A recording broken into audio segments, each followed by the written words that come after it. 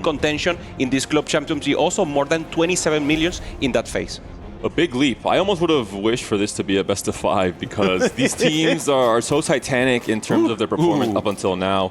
We will be seeing prismatics all throughout the game. Thank you, Gwen, very much. Which means a lot of variance is being added. I think overall, in this current set with the augment balance, there's more variance between golds. We saw it with augments like Treasure Hunt and solo leveling, whereas prismatics are not really they're not really throwing that much of a wrench into players' game plans compared to the past. On 2-1, maybe more so in terms of how it dictates your initial game plan. Yeah, totally agree. Maybe some economy augments could be interesting for the sword line that is very expensive, but we have seen that players also taking the reroll line want to have these additional resources. As you said, not that pivotal as previous sets, but of course will be a spicy one. Yes, we know it will be huge as to where our players end up going. Worth noting again, in terms of prize money, teams already with 40,000 secured. Winning this series gets them another 30 on top of that and access to potential a total of $150,000 if they can win the whole event, which of course is only 2 series away.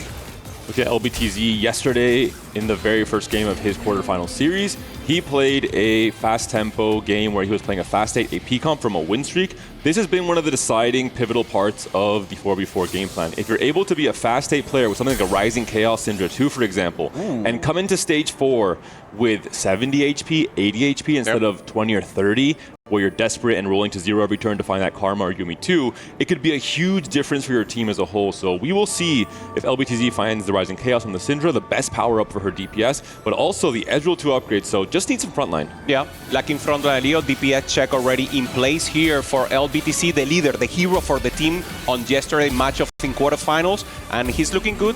Hasn't found something similar or something significant here on the board, so he will try to maybe flex a little the front line. We have the first prismatics that we will have right now. He has been the sword player, sword crown, giving you a little good tempo in the early phase, then falling down a little in the late game.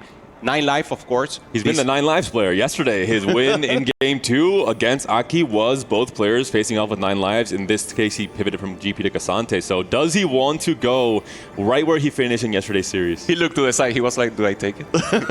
He's going to be so tempted. As we look on the left-hand side as well, we can see some of our other augments coming in across the field. Of course, with this being all prismatic all day, every day, the Sorcerer Emblem gets rerolled. 9 lives seem more likely. We've got prismatic tickets kicking in there, and I believe a second 9 lives as well from Gobo. Yes, Gobo also with the 9 lives. So both of these players will have priority in the carousel, and that's also one of the strengths that this type of augments have in 4v4, especially when you want to grief. And there it is, Panda Special, perfected form, protagonist, Super Sack. Protagonist Zac, you have an anvil here as well, and the idea is you want to play for JG Striker's Flail with, in most cases, either a BT or the Hemp Justice. And this Zac does some very dirty things in stage 2 and 3. He floats seemingly without any menace towards your backline carries. Next thing you know, they've been deleted, but in this case, forced to slam more of a tank item on the Zac instead, some survivability, and then hoping to find a Jeweled Gauntlet, a Crick Love on this upcoming carousel. You're right, he does have, the grace through the air, but as he floats towards the back line, as you said, especially with the API optimization, he can look terrifying. We do see a little bit of upward mobility. Certainly we're very familiar with that as a route, or much safer route to go towards the late game. Of course, items-wise, we've got some of our players pushing much harder in the item direction. Of course, getting those Radiant items in early on can be hugely impactful. Oh, good over here, getting some possibilities here, lacking frontline, getting the huge Garen and getting the Rel too. So good position here for LBTZ. Obviously, he's not in a win-out state. You were talking about this Panda. Normally, you want to lose maybe 3 or 4 lives to get that influx of gold and then pop off and save, of course, HP if you can. And then you get the additional resources, but you don't leave it out entirely to Destiny.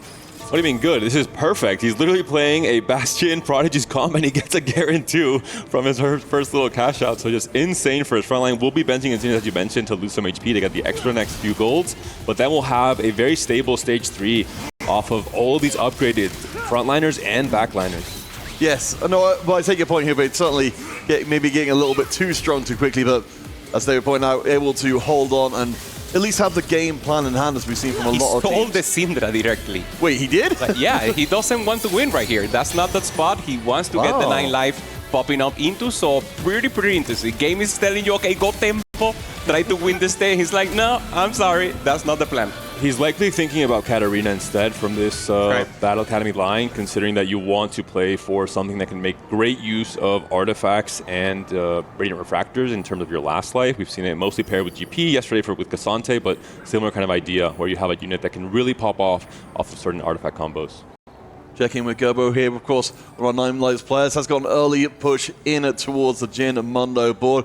We've certainly seen, of course, the 9 Lives dropping plenty of items which can make this Mundo completely unstoppable long term. Yeah, getting some possibilities here. It seems like a Mundo Jin line when we see a little of the bench, he's holding, of course, other possibilities. Could still be, of course, the Gangplank if no one is still playing it. A win outcome is a possibility. Holding also the Malphite, getting some things in. So obviously he wants to go for the win out, so he's going to try to pop off with a significant goal. On the other hand, Tianlong also going for this Sivir. This could be a crew line for Weibo, so Tianlong maybe on that line. Also with the priority ticket, makes sense. Makes a lot of sense. You'll be doing a lot of rolling, so a lot of free rolls to make sure you hit all your 3 stars, which is where the crew gets its big power spike from the ship damage.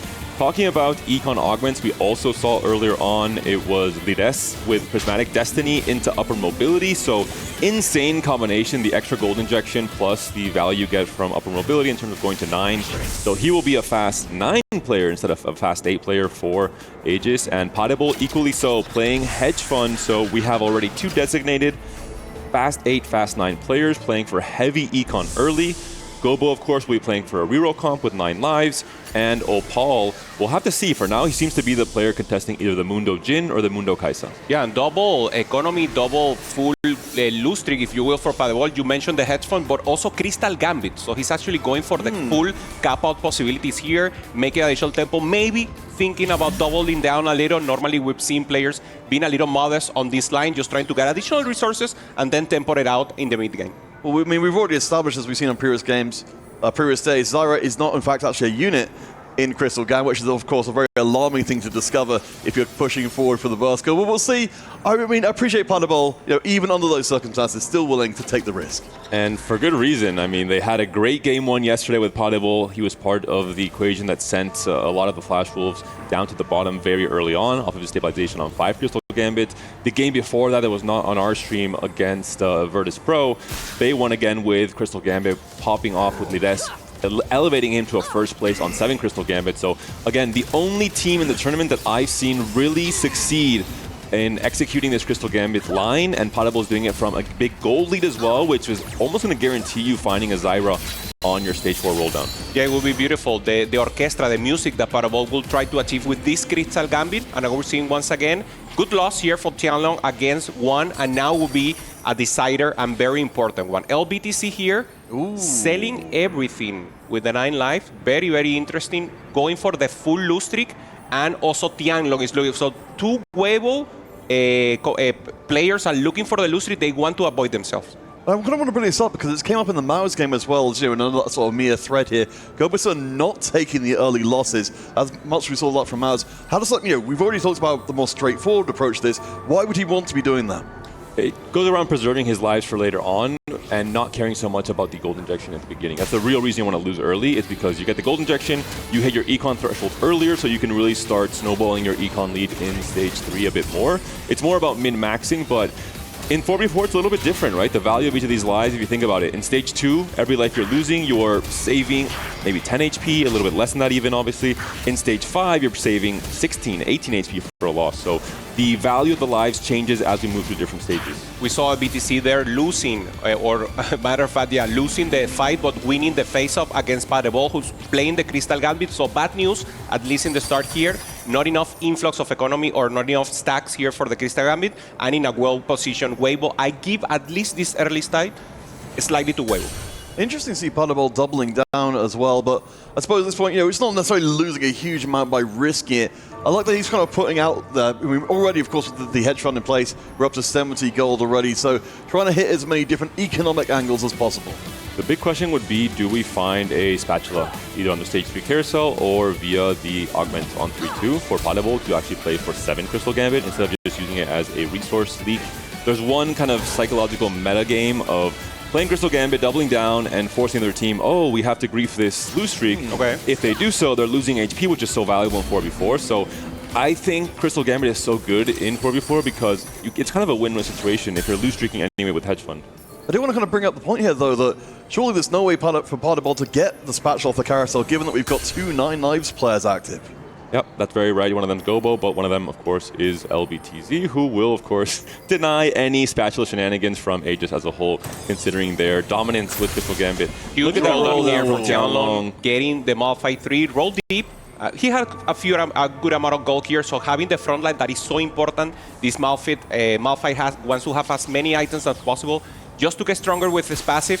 Going up against a board that is starting to make sense here. Already LBTC rolling, decides not to go once more with the loose streak, finds a GP2. Well, David, of course, for Weibo, one of the things which I believe was mentioned, or at least should have been mentioned coming into this one, each of the teams have these kind of compositions that they do particularly well on.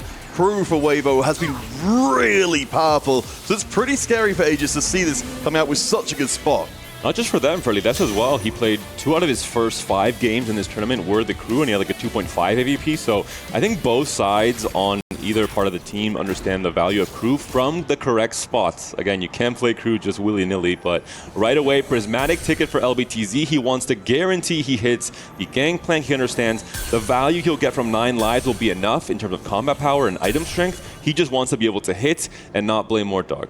Very interesting, the units that he decides to hold, getting the Darius 2-star, getting the Kaisa. So there could be some options here for a flexible play. We're thinking about the Gangplank. Gangplank with Hodge is not the best also within the meta. So I think this is just a tempo play to pivot into something else.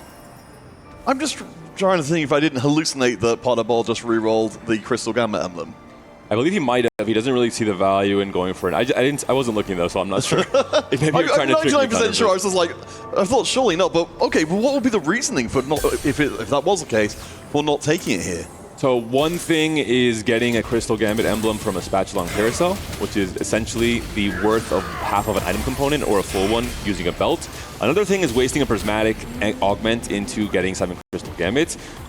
If you're playing 7 Crystal Gambit in a silver lobby, the power of the traits just eclipses any kind of budget you're getting from your augments. But if you're playing it in a triple prismatic lobby and you're down a prismatic augment for picking the emblem itself, you will not be strong enough to face and stabilize play against players in stage 4. So that's the main reason. If you get it from carousel, fantastic. If you're wasting an augment to go for it, I think it's not worth it. Lides taking a huge loss here.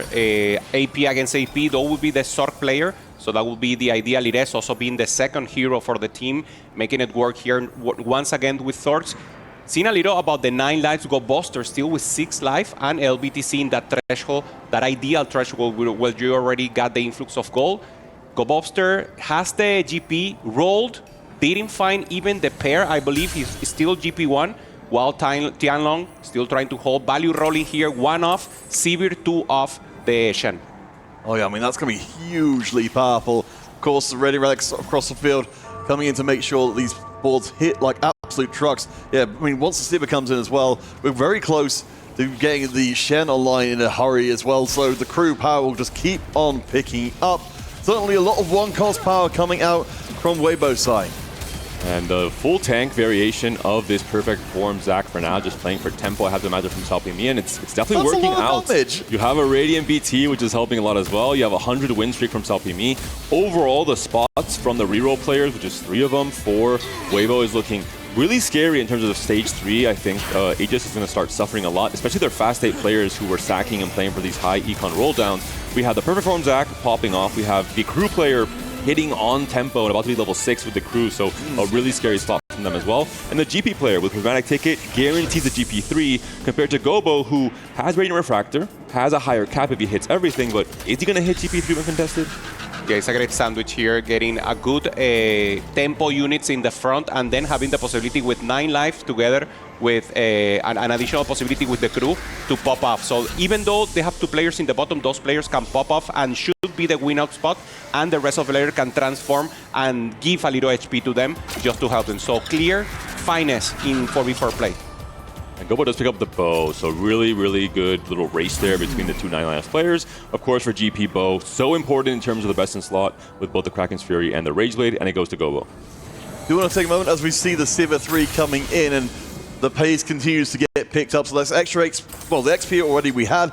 Now we've got the free reroll coming in every turn to make sure that prismatic ticket goes off even harder. I do want to take a moment to recognize, we saw briefly from Lyris, we're talking about the kind of plots and plans for Aegis here.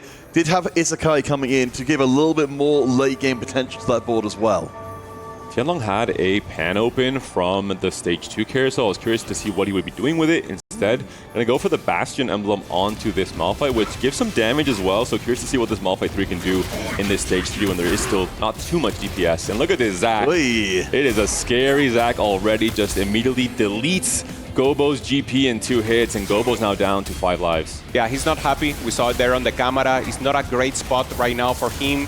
Hasn't popped off the 9 life. He played tempo for now, but now using economy. So it will be interesting. He was holding Karma, so that could be also an option for him. Still hasn't found, obviously, the game plan 2 that is so important. So what will he do? I mean, with Toro items, he should stay on the GP, but the game's telling them, okay, that's not the line. There's a cash out for Potable. Gets a very relevant anvil here for his setup, and we'll see if Potable wants to pop it now. We talked about it time and time again with artifact anvils. If you wait to pop it in stage 4, you will be able to eliminate all the gold generating artifacts, and you have a higher chance to hit the, well, let's say broken ones for some of your 4-cost carries. So he seems to be moving into the Prodigy line, most likely going to be looking for something like Gazanias for his Yuumi. Well, certainly Potable doesn't need to generate any more money right now on 93. Of course, getting the benefit of the hedge fund to push himself ahead economically. So in terms of overall prognosis here, guys, yeah, we've certainly seen a lot of promising stuff coming from Weibo's side. How likely does it feel right now for Aegis to be able to swing around and make the comeback in a later game? Yeah, for Potable, it's looking interesting. He has full AP now, pumping out, as you say, full liquidity here, more than 100 gold. I think it's tough. Weibo has more control right now. Opale, we haven't seen much from him. Maybe there's a win-out possibility also that could come out for Aegis. So we just have to see. Stage 4 will be so important, especially for the people with low HP. And then we'll see who managed to get the critical thinking, the critical spot for each of the comp and have the possibility to go to that level 9 to get the win more. Helping me, truly the protagonist coming into this stage 4. 10 win streak off of that perfect form, Zac, and now this is where you get your answer, Peter. After we see the roll downs from Aegis, after we see the roll downs from the fast 8 players, a very good start for Potable. Has already 2 Yuumi, there's a Zyra once again teasing him, and an early Leona as well. We'll see the Anvil pop on 4-1. That's where we will really see what cap Potable is going to be leaning towards. And for Lides, he's still waiting. 50 gold, level 7, pre-leveled a slight way to 80. Is going to have around 40 gold to roll with on 4-1, looking for those Karmas, those Gwens, and those Jarvans. I want to take a second again just to recognize Potable, of course, you know, the original player from Aegis' side of things, as we will see the money being spent. Yuumi 2 already. Wow, what a good start. Maybe can even hold Yuumis if someone from Weibo is going to be going for Prodigies as well. There's a Karma early on. Double Karma, actually. 1 Karma off for Lides from a massive power spike. This could start looking very good in stage 4 for Aegis. Holding additional Yuumis here. Pair of Leona. Very important to get that Leona. You need time for the ramping up. There it is. So Potable stabilizing, so important. Doesn't find the Seraphim for the 5 Prodigies, but he has gold and he has stabilized right now. This is exactly what you need. Now he can go to that level 9, find the 5 Prodigy together with the 5 Battle Academia, and this is a pretty strong comp. Maybe not the win-out spot, but it's exactly what you want. Maintain tempo, pressure the lobby, and then maybe you can take a second or a third. So things have definitely gotten better for Aegis right now, but in terms of when they're going to be able to deal with players like Salpimi, I'm assuming they're still not at that kind of point. Really heads up from Potable. Knows he's stronger because he rolled first. Doesn't pop the Anvil. Going to wait for the Augment to come around to then really make the best informed decision of how to play his spot. LBTZ finally taxes Salpimi, his own teammate, so they trade some HP to allow LBTZ to now survive, only down to 2 lives now. Mascap possibility, we saw it, of course, to pressure the lobby right now. There it is, influx of gold, and he will roll immediately here. He doesn't want to lose more lives and just trying to pop off. Yasuo 3, I mean, guaranteeing your hit, you're playing 2 Giga Econ Augments in GP, but is the max power just from 9 lives maybe strong enough? That's the big question. There's all the upgrades for LBTZ down 2 lives, and Radiant Refractor was thought about for so long for the Zac player. You could have a Giga Zac with double Radiant items, but instead goes for Final Ascension, which if Zac survives long enough, I guarantee you he will be one-shotting absolutely everything, including that Potable Leona. Well, of course, we've got to remember that it's going to be a 4-star Zac sooner or later, so nightmarishly strong. In fact, trying to fit as many Zacs onto the board as possible just for maximum aura farming. LBTZ, though, Well, we're going against Gambit, so who hasn't made any significant changes yet. Of course, LBTC, his board is absolutely cracked right now. 5 life versus 2. LBTC obviously much stronger, using the power of his helmet right now and using obviously the life that he has lost. So this should be a loss for GoBuster. He's losing here. He will get that influx of gold. He will get additional resources. Let's see if he can really stabilize right now. In the game plan for LBTZ, he understands that he's giving up a lot of his cap by playing 2 econ objects, but his mission now is to win every single fight in Stage 4 and to eventually bleed out to the incredibly strong players, maybe late Stage 5. But if he manages the top 4, his job is done. All right, let's check out some of the other boards in here, pal. That's got himself a pretty decent spot, currently right in the middle of the pack. It's got invested as well for a little bit more gold injection. Certainly, item-wise, he's looking pretty solid overall. There's certainly amongst the field that has been really off the chain, ridiculous. This board, to me, looks a little bit more regular.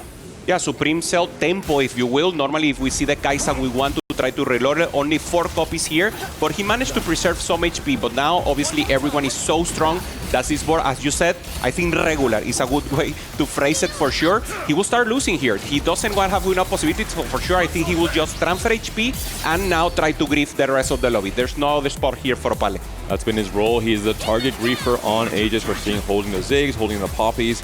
He still has gold to roll. He picked up Invested to, similar to LBTZ, try and spike now or somewhere in Stage 4 to preserve HP, but understands he is not going to be that win-out player for Aegis going forward.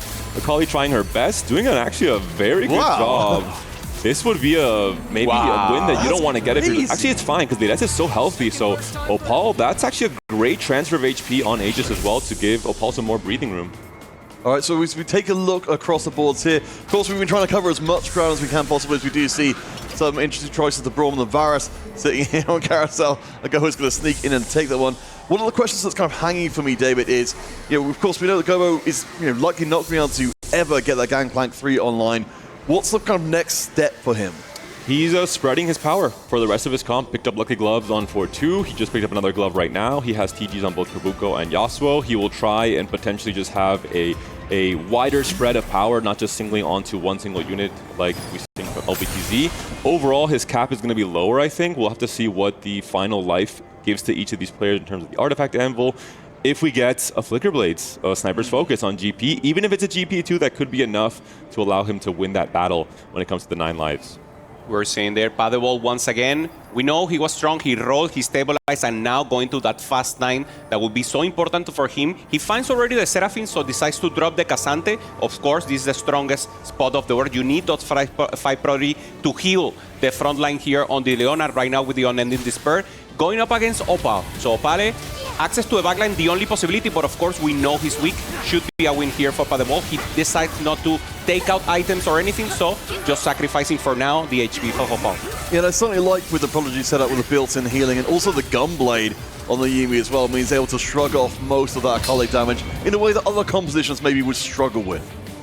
Paddeball is leaning and trying to become potentially the win-out player for Aegis, so I think it's correct for Opal not to sacrifice some of his HP. Paddeball just has to start winning out now. He did pick up Unending Despair for the Leona, so that was his Artifact Anvil. We're seeing LBTZ, thanks to all that gold injection from having 2 prismatic Giga Econ augments, he's now hit all of his key 3 stars, GP, Kabuko, and Yasuo. Now has that Radiant Refractor onto the Rage Blade for GP as well, so will still be the Grim Reaper for most of this stage and stage 5 as well. Yeah, he needs to pressure this stage, and because he will ramp up, he will not be able to go even further. Trying to get the Twisted Fate is interesting, obviously, to get some interest or anything additional they can give you. You can get a little HP to the front line, you can get a little gold, maybe some other legendary units that make sense here. So I'm not expecting this to be 100% accurate, as we do see the power of this board here, but it certainly feels like Weibo, they've been trying to put down the pressure early on. How far do you think through this game is it going to take for Aegis to be able to say they're out of the most dangerous zone?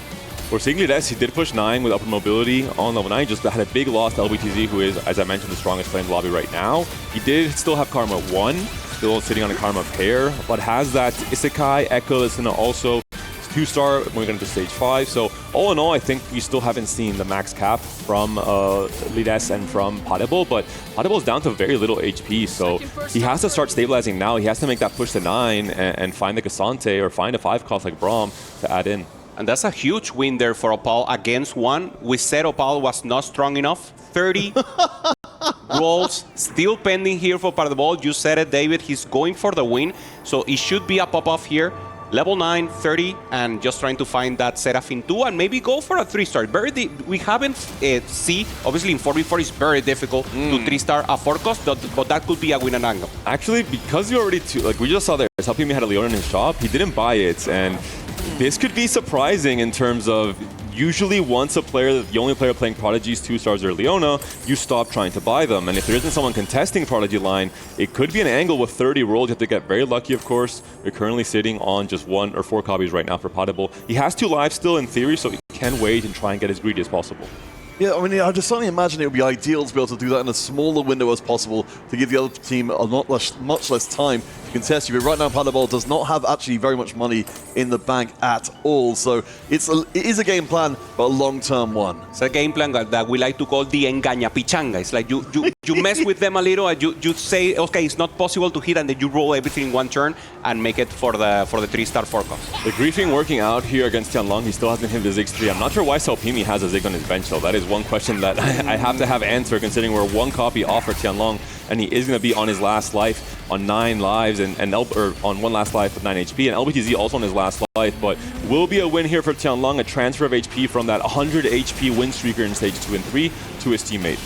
So looking at the field overall on the right-hand side, we can see both teams evenly spread. We're actually starting to see the HP really drop down precipitously across the board, though, so we should be very close to getting some of those first eliminations in. Of course, the 9 lives players skew things somewhat. Gobo still managed to hold on to 3 lives, but even above him, the HP down to single digits. Oh, Pale keeps winning. I don't understand what's going on. Amazing. The Akali popping off here in the end, the tempo play that works. And actually, this was they wanted to send him. Everyone was holding Kaisas for Weibo, and that's the reason he didn't hit. So they were supposed to send him 8, and now he's the one preserving HP and helping the rest of the teammates. 1 Ziggs off. I would have liked to see these Janna items on the Ziggs because of the extra crew damage from Ziggs' damage itself. And if that's a Janna 3, I think it's a mistake from Tianlong to go for Janna 3 in this setup. If you don't have a lot of econ, I guess with Chromatic Ticket, you expect to be able to hit both, but not the case here for now. Facing off against Opal, can he be the hero for Aegis as we move into the stage 5? Can he beat the crew player with a Kaisa 2 still on his board as the only damage dealer? I think the answer will be no, but Akali's still left alive, has a Radiant Gunblade. She can heal a lot through past all the ship damage here as well. She's about to kill a Carries her down. Is it enough? It's only the tanks that's alive. Akali can play with tanks all day long. She has the healing as well to get past the minimal DPS. And Opal, the first big hero of game number 1.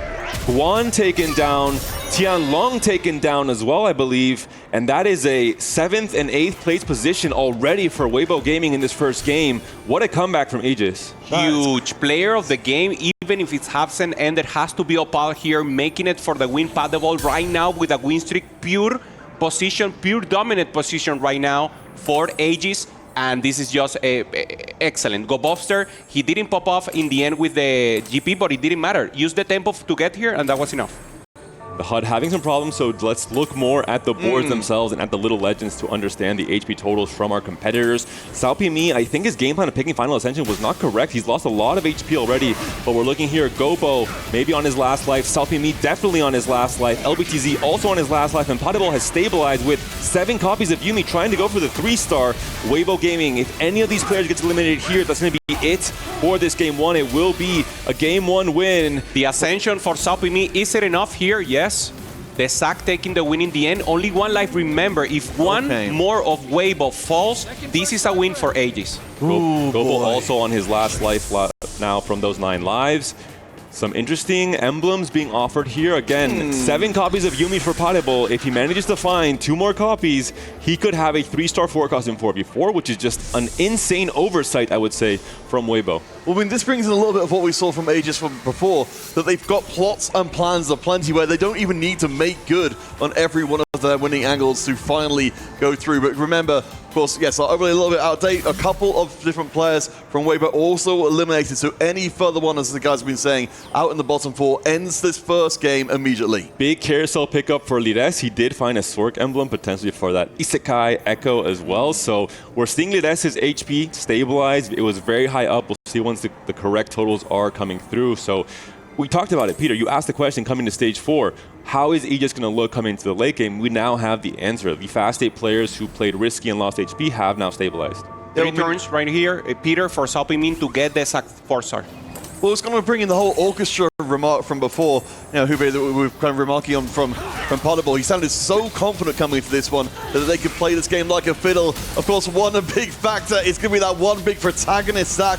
He's still almost unstoppable. Akali's on the backline. Once again, she's low. She's very low in HP, taking some damage, trying to heal in the rest, but no, Malzahal takes her out. So that was the threat from Opale for the backline. So Salpimi will stay alive, giving hopes here for Weibo.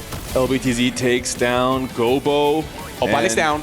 And Opal, yeah, that's going to be the end of his road as well. So Potable, Opal going to end up in that bottom 4 position. Gobo out in 4th place. Now Lides stands alone against that perfect form, Zach, and that 9 lives GP3.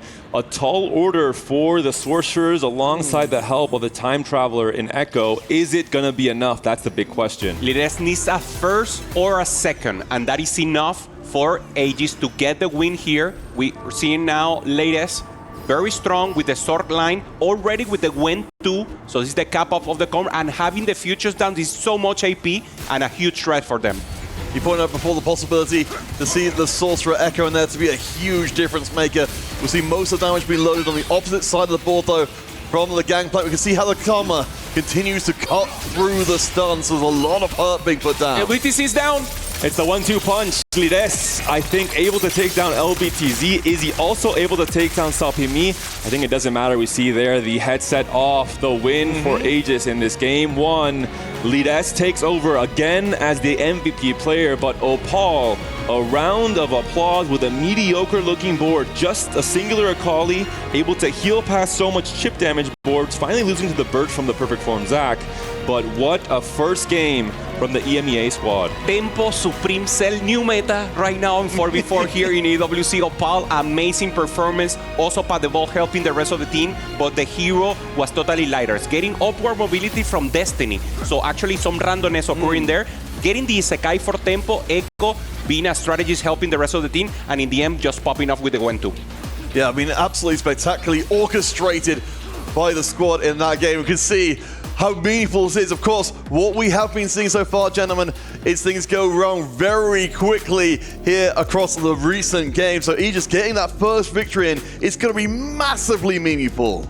And what a great synergy between Echo. When he does his ult and time stops, Karma's disc keeps dealing damage, so it really deals with GP very quickly. It's just too much burst to handle. Just an insane setup of augments there, and something that you can look forward to when you know it's 3 prismatics. You can think about your game plan early on. You can think, what is the high roll I can play for? So when you hit, you are ready to take that for a first. And Lides again, a magnificent showing. Yeah, looking for pressure and doing amazing, and that would be an amazing gameplay right now. They are the favorites to take it. All right, let's head across the desk because we need to get ourselves ready for our second match of our second semi-finals. Guys, let us know how it all happened.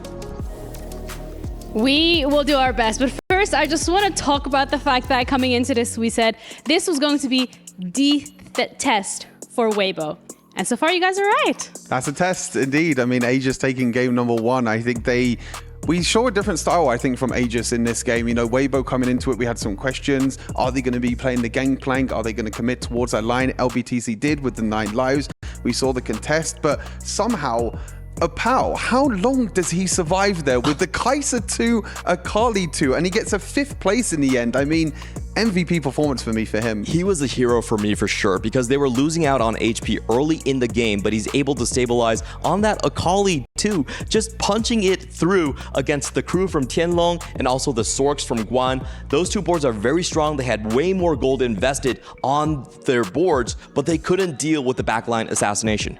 Yeah, I think the problem as well is that we saw that there was a bunch of economy going around as well. I mean, even 5 Radiant items in the end, which I think is so huge. I think it shows the value of Radiant items at the moment with so many players optimizing for economy, trying to roll down, trying to hit the 3 stars. But I think in the end, the outcap from Padabol, the outcap from Lyrus, taking upward mobility, well, getting lucky, I guess, a little bit with the prismatic ticket. But you're seeing how some of these level 8, level 9 boards can outcap the 9 lives from GP, for example.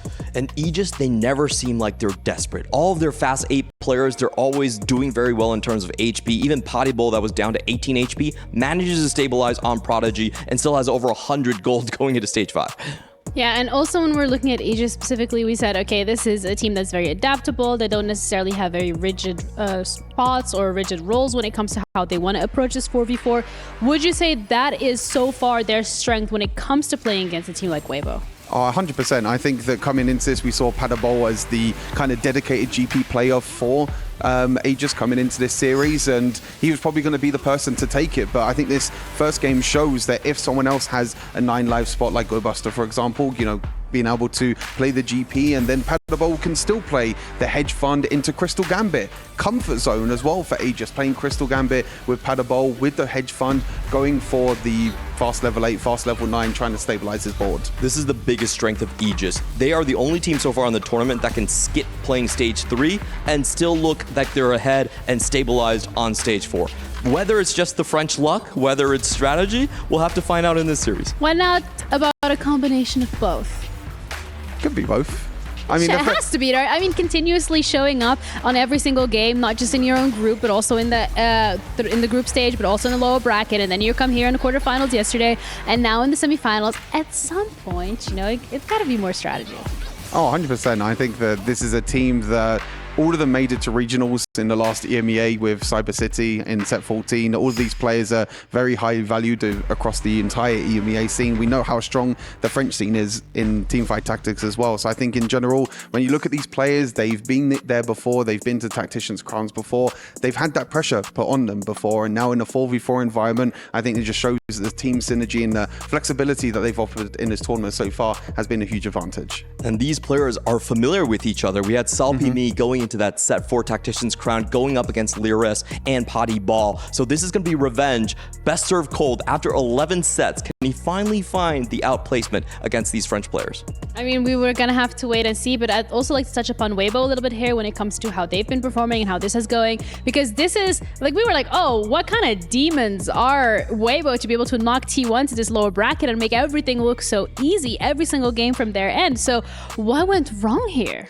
For me, it's like kind of a flip in terms of strategy with both these teams. You know, I think, Clement, you were mentioning how Weibo normally play this fast level 8, fast level 9, you know, with Aegis normally going for more rerolls. But in this one, Weibo were the ones that were actually going for more rerolls. You know, protagonists, of course, helping out with that as well. But things like going for the crew with Prismatic Ticket and also 9 lives with GP. Only Guan in the end going for that level 8, trying to stabilize with the sorcerer board, but went with items early on, went with buried treasures, so didn't have enough economy compared to someone like Boulevard, who had so much economy from Crystal Rose and also hedge funds. You hit the nail on the head right here. I think Weibo Gaming actually went too hard on those rolls early on in stage 3, and Aegis just pulled the chair underneath them. They had upwards mobility, they had hedge fund. They said, okay, we're just not going to even play stage 3. We're going to see you in stage 4, and they outrolled them there. It's really funny actually that you mentioned that, because that's kind of like a similar expression that you used earlier for Weibo, where you're like, they don't want to play the meta, they'll just pull the chair right from under you. Yeah, they do that by not playing the GP so far, and we had the first game of GP coming in from LBTZ here, but it also is sort of that Chinese aggression that we see across all these different esports titles. They like to have the lead early, and I think Aegis played around that perfectly. I think we saw as well with the rolls coming on through as well from the 9 lives, we saw so many rolls from Prismatic Ticket, from other augments as well, just giving you GP 3, Kabuko 3, Udia 3, all these 3 stars in the end. But we've seen throughout the tournament that if you do hit them 3 stars, it still might not be enough. Yes, but is it enough for Weibo to be able to come back? Because this has been their truest test so far. This is the semifinals and so much more on the line. Match 2 really will determine whether or not they can continue moving forward. But that is all going to be coming up right after this break.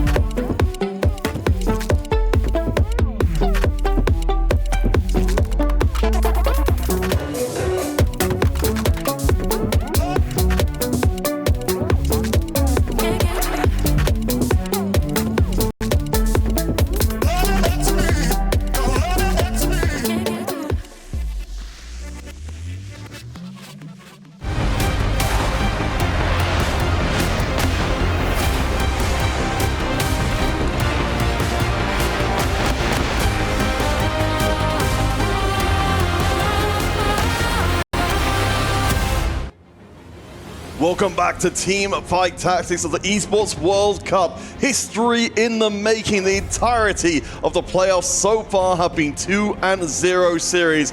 Now there's a chance for that to run all the way up to the grand finals themselves. Weibo versus AEGIS. 1-0 so far in favor of the EMEA squad. Him here alongside Impetuous Pana and Hubei-san, what could be the last flight of Weibo.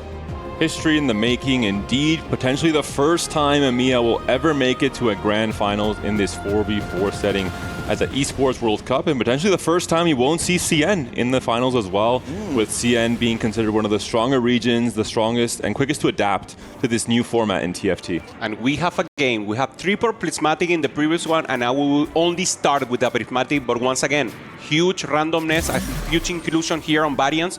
The Lee Sin popping off there with Thivers and the Trash. I mean, certainly it gives us a huge start to the game immediately. Certainly, so many of those starting prismatics shaped the entire game from last time around. But, gentlemen, let's focus on Weibo a little bit as we get into Game 2, the potential elimination game for them. What do we like coming out of Game 1? What needs to change in Game 2? I want to see another hero augment. Protagonist is still on the offerings. It was the most impactful prismatic last game for all the players. We talk about 9 lives, shaped the game plan for Gobo and for LBTZ. Of course, the hedge fund and the upper mobility. Protagonist, Zach is still maybe offered, maybe in this case, a different hero augment. So it can really be the make or break moment. As weird as that sounds, the very start of the game at 2-1 could dictate the terms for the rest of things that will happen. 100% agree here. One in the previous line, losing the AP fight there with the Karma against Lyres that just played amazing, using the first augment just to outcap everyone rolling on level 9 with good conference zone. LBTC right now, already with a Karma spot, a Katarina spot. No items has been assembled, and of course we know this is a very item-dependent unit right now. Find this the Garen. So obviously a possibility here for him. Oh yeah, and very nice combo of the 3 units to start us off. Worth noting as we just glanced over him, of course, Paderbol from the previous game did very well for himself. Didn't ultimately manage to make it to the top 4, but David, we did note, from his stats, certainly, the Gangplank player, he had a 2.5, on the unit, on the line. If he's back on it again, he's going to be a terror. Yeah, we've seen GPV very strong this entire tournament. It is, of course, the S tier comp in the meta, but despite this, we've seen players who maybe have not quite figured out the exact way to play it from different spots, from a tempo spot, from a reroll spot. And once again, prismatics are offered, and some of the key prismatics are here. 9 lives, insta-picked by Tianglong this time from Weibo Gaming instead of LBTZ. These are what I want to see. Previous game, LBTC had it, he waited, he asked for permission. Tianglong is right now, okay, I don't care, boom. Protagonist again for Salpimi, back-to-back games playing hero augment, and it's Zach again. No. Oh my goodness, he is the Zach Whisperer. I thought it was me, but apparently Salpimi takes the title away. Perfected form once again, and maybe an idea, not go for tank items that they did in previous one. Of course, you want him to be the carry. The access to the backline is so important to get out of position. Maybe you can win again like a full cap out board, just killing the Karma in the end and make it work. I think the biggest mistake was the final ascension on 4-2 because it was such bursty comps he was going to be facing, it wouldn't proc in time. So we'll see how he navigates his next game. Do want to take a note of a few of the augments that crept in there during the conversation. A par with the upward mobility for the Aegis side of things, and Paderbol, we saw the Gangplank before, managing to grab hold of the Radiant items and of course the Pandoras as part of that. So we should be seeing a lot of power coming in from both of those Aegis players. Radiant Jewel Gauntlet here for LBTC. Normally not the item you want to see on the Katarina. You already have the crit with the Executioner, so maybe it will be a pivot. Let's see if he simply doesn't play the Executioner and stay on the Katarina. Maybe he gets more units, or just play a tempo into the Yumi, play a tempo even into Swords, and that could be also a chance for him. I think that will be that sword matchup that we just saw between those two players in Stage 2. Probably the mirror matchup later on. Paderbol seem to be angling towards that Pandora's item with a Radiant item, hoping to roll for a GP item. So Paderbol, once again, in his comfort zone, played a little bit of fast state, played a little bit of flex, high-level TFT, and now back on reroll duties with the Pirate. Okay, we see Opal here with the Prismatic Caretaker, so we'll be working his way through the game and moving up levels to get as many rewards as possible. Gentlemen, I do want to kind of bring into the conversation. Last time around, of course, we had 9 lives on both sides of the equation. This time, only Weibo have it in hand. Yeah, the win-out player should be Tianglong. We will check to see. Now we're seeing Crystal Gambit, also an additional possibility here for win-out. We haven't seen it perform actually perfectly. So now the win-out player, the one with the best AVP for the game, will be the one contesting this and trying to get as an additional bonus as he can. This is because he has Flexible as his first augment. If he happens to find a Crystal Gambit emblem on stage 3, then suddenly he high rolls into an insane spot. If he can find that Zyra taking a page out of AEGIS' book, which is what they were able to Crystal accomplish. Gamba, they call it sometimes. For some players. For other games, it's crystal calculated in terms of hitting that Zyra every time. No, I'm with you there. It will be ironic indeed. We talked about teams that are studying each other's tape coming into this one. It would be incredible to actually find out if that was the case, that learning directly from AEGIS how to get this line working was one of the reasons they decided to pursue it. So 9 lives in place. Tianlong will be taking the early loss to get the early advantage. Yeah, in a good position. Maybe he can go for the loss, but losing with as little as possible. Already here, the Strikers flail is being assembled. So also looking for the Clinching and obviously looking for that Stork angle that is so important. Once again, upward mobility, we saw it in the previous game for Lightes, taking the win, and now got Bobster in his hand. Look at this Swain 2 already on stage 3. Pretty insane setup here from Gobo. Going to have a lot of frontline. Swain as a 3-cost tank, historically in TFT, has been, even without items, unkillable in stage 2. There's not enough DPS check to get past his kind of a cycle of continuously healing and getting more HP. And this is something that we've seen with duplicators, where you get Heroic Garbag and you immediately duplicate your Swain 1 to just have a guaranteed 5 streak. Yeah, working out very well. Of course, we do see friend Zach bouncing around the place. He says magnetically attracted to Salpimi. Let's see across the rest of the board. Again, we've had our early conversations. I think we covered most of the board so far, but anything else you guys want to grab? The Yasuo always good. Now going on against Opal. Opal probably tried to avoid the rest of the team, the other team, to get it. So obviously Yasuo being a good pop-up. Opal, very open here, only having 3 units in the board. Lides has a Swain 1 with a Stone Plate, also playing towards AP, thinking about getting this Swain pair, but instead going to go for the Rod to just try and have perfect items. I have to imagine from these spots, Lides will be going, playing Storks for now, but we'll be going into Prodigies, and Gobo will be playing this into Storks. Both have JG, which is a fine slam for both comps, of course. All right, so let's start putting the pieces together here as we get close to the end of stage 2. Of course, we know he's got a prismatic start. We've, of course, got the protagonist, which we saw in the previous game, is absolutely ludicrously strong. Based on what we've seen so far, how confident are you guys seeing the Weibo are going to be able to bring this one back and push us to a 3rd game, at least in the early going? I think we'll have to see a little more. They're still assembling the comp. Will they be able to find the items for this composition? Will they be able to hit the tempo play on stage 3? That this is something very important. On stage 3, you need to preserve that HP. And normally, people still need to transition out of Crystal Gambit. They need to hit that Gambit 2-star. So I think stage 3, the initial of stage 3, natural units coming to you, that will be the most important. More than that, I think the Flexible emblem will know for sure where Guan's able to go with his game plan after he's picked that up. And then also we're going to have the chance for the Radiant item from Potable to have a few more rounds to try and go for the perfect one. And then at stage 3, you'll have to decide which of the 2 to go for. Bong. It's very satisfying, isn't it? At least in this case, we are seeing a little bit of a different itemization from Zach. You pointed out, David, from before. With the crit particularly, he does an enormous amount of damage. The 9 lives kicks in again. Tianlong down at 2. Well, 2 off of the 9. So continuing to pour in a little bit more power. Yeah, good position here for him, already breaking the 50 gold. So huge influx of interest coming into him. Go Bobster, the win-out player probably right now for AEGIS with the information we have, going for the swords, upward mobility, so he will have so many resources. The possibility to transfer items to the Ari, also very interesting. Ari 2, a great unit, one of my favorites in the set. Of course, he wants to preserve as much of the removers as he can. Nobody coming out of stage 2 entirely intact. But that's it. Gobo is certainly looking very good. Again, memories of Mars from before.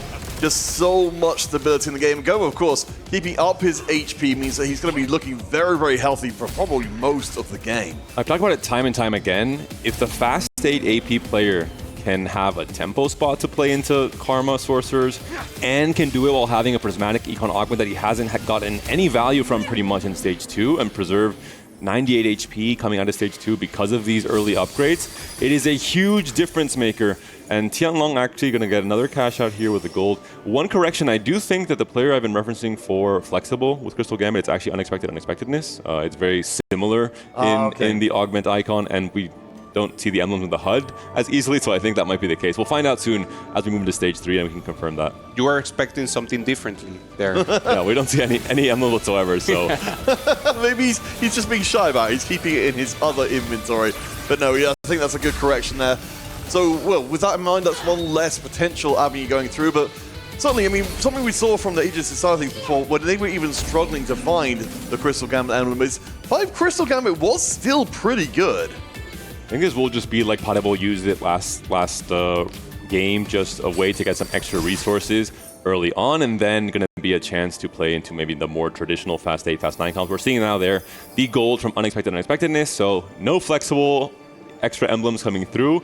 The gold here is going to be one of the better options, but one of the worst overall rewards is just all gold, basically, which is not really ideal, especially when you have a Prismatic Augment coming in first, where you already have so many resources in the game. Well, we saw the bench there for one. He was holding Sorg, so maybe that's the possibility here for him. Once again, Sapimi just getting the additional sacks for free. Right now, sack 3. So this is the first influx of power here, so strong, having the possibility also to lose aggro here with the Eon, access to the backline, and once again should be a win here for Sapimi, going up against one, obviously, who's paying for the lose streak and trying to cash out as much as possible the Crystal Gambit. Yeah, this is I'm really interested by the Edge of Night here, because normally, even without the Edge of Night, it can be quite hard to get the Zac to take enough aggro to put him down. David, what do you think about that as a combination? You've got the dual gauntlet Edge of Night right now, and of course, I'd imagine a third item yet to come. I love that I'm the Zac Whisper on this You are now! I like this a lot more. He had full tank items, I think mostly due to just the components he was given last game. I like this JG build a lot more. Edge of Night works in a similar fashion to BT or Hodge, where you're just getting survivability, in this case through an aggro drop. Zac's biggest problem is when he kills a unit and the main tank dies, because you don't really have a main tank, you're itemizing Zac as a damage dealer instead, and he gets targeted by all of the backliners, he can get bursted down before he gets to them and kind of heals back up with that BT or that Hodge. So Edge of Night, I think, fulfills an important purpose, especially against like a Yuumi matchup where he can just get blown up by Yuumi's full cast, basically, as he moves toward. This could be a disaster here for LBTC. Rolling on level 6, didn't even find the pair of Katarina. There's the pair right now, but he needs to stabilize, getting second win. So he got combat here. He needs to start winning. This is the moment he needs to pressure lower, and there he is. He needs to use additional resources now to do it. He was trying to maybe preserve it to go for the Katarina 3, but he needs the tempo right now. Well, I do want to, of course, again bring in the point which you made before, Upe, that we've got the Radiant Dual Gauntlet in place there. So something going to need to change over time, but without any money, it's going to be harder to pull off. Tianlong, of course, has been working at these 9 lives for a while, so his board is very strong indeed. He hasn't quite got the Ginsu's up as of yet. I know Paul, with the Caretaker's chosen, understanding he's going to have a Radiant item on level 7. He will have a chance to have a massive power spike. He's playing into one of the reroll comps that can best use Radiant items in case of the Mundo Jin.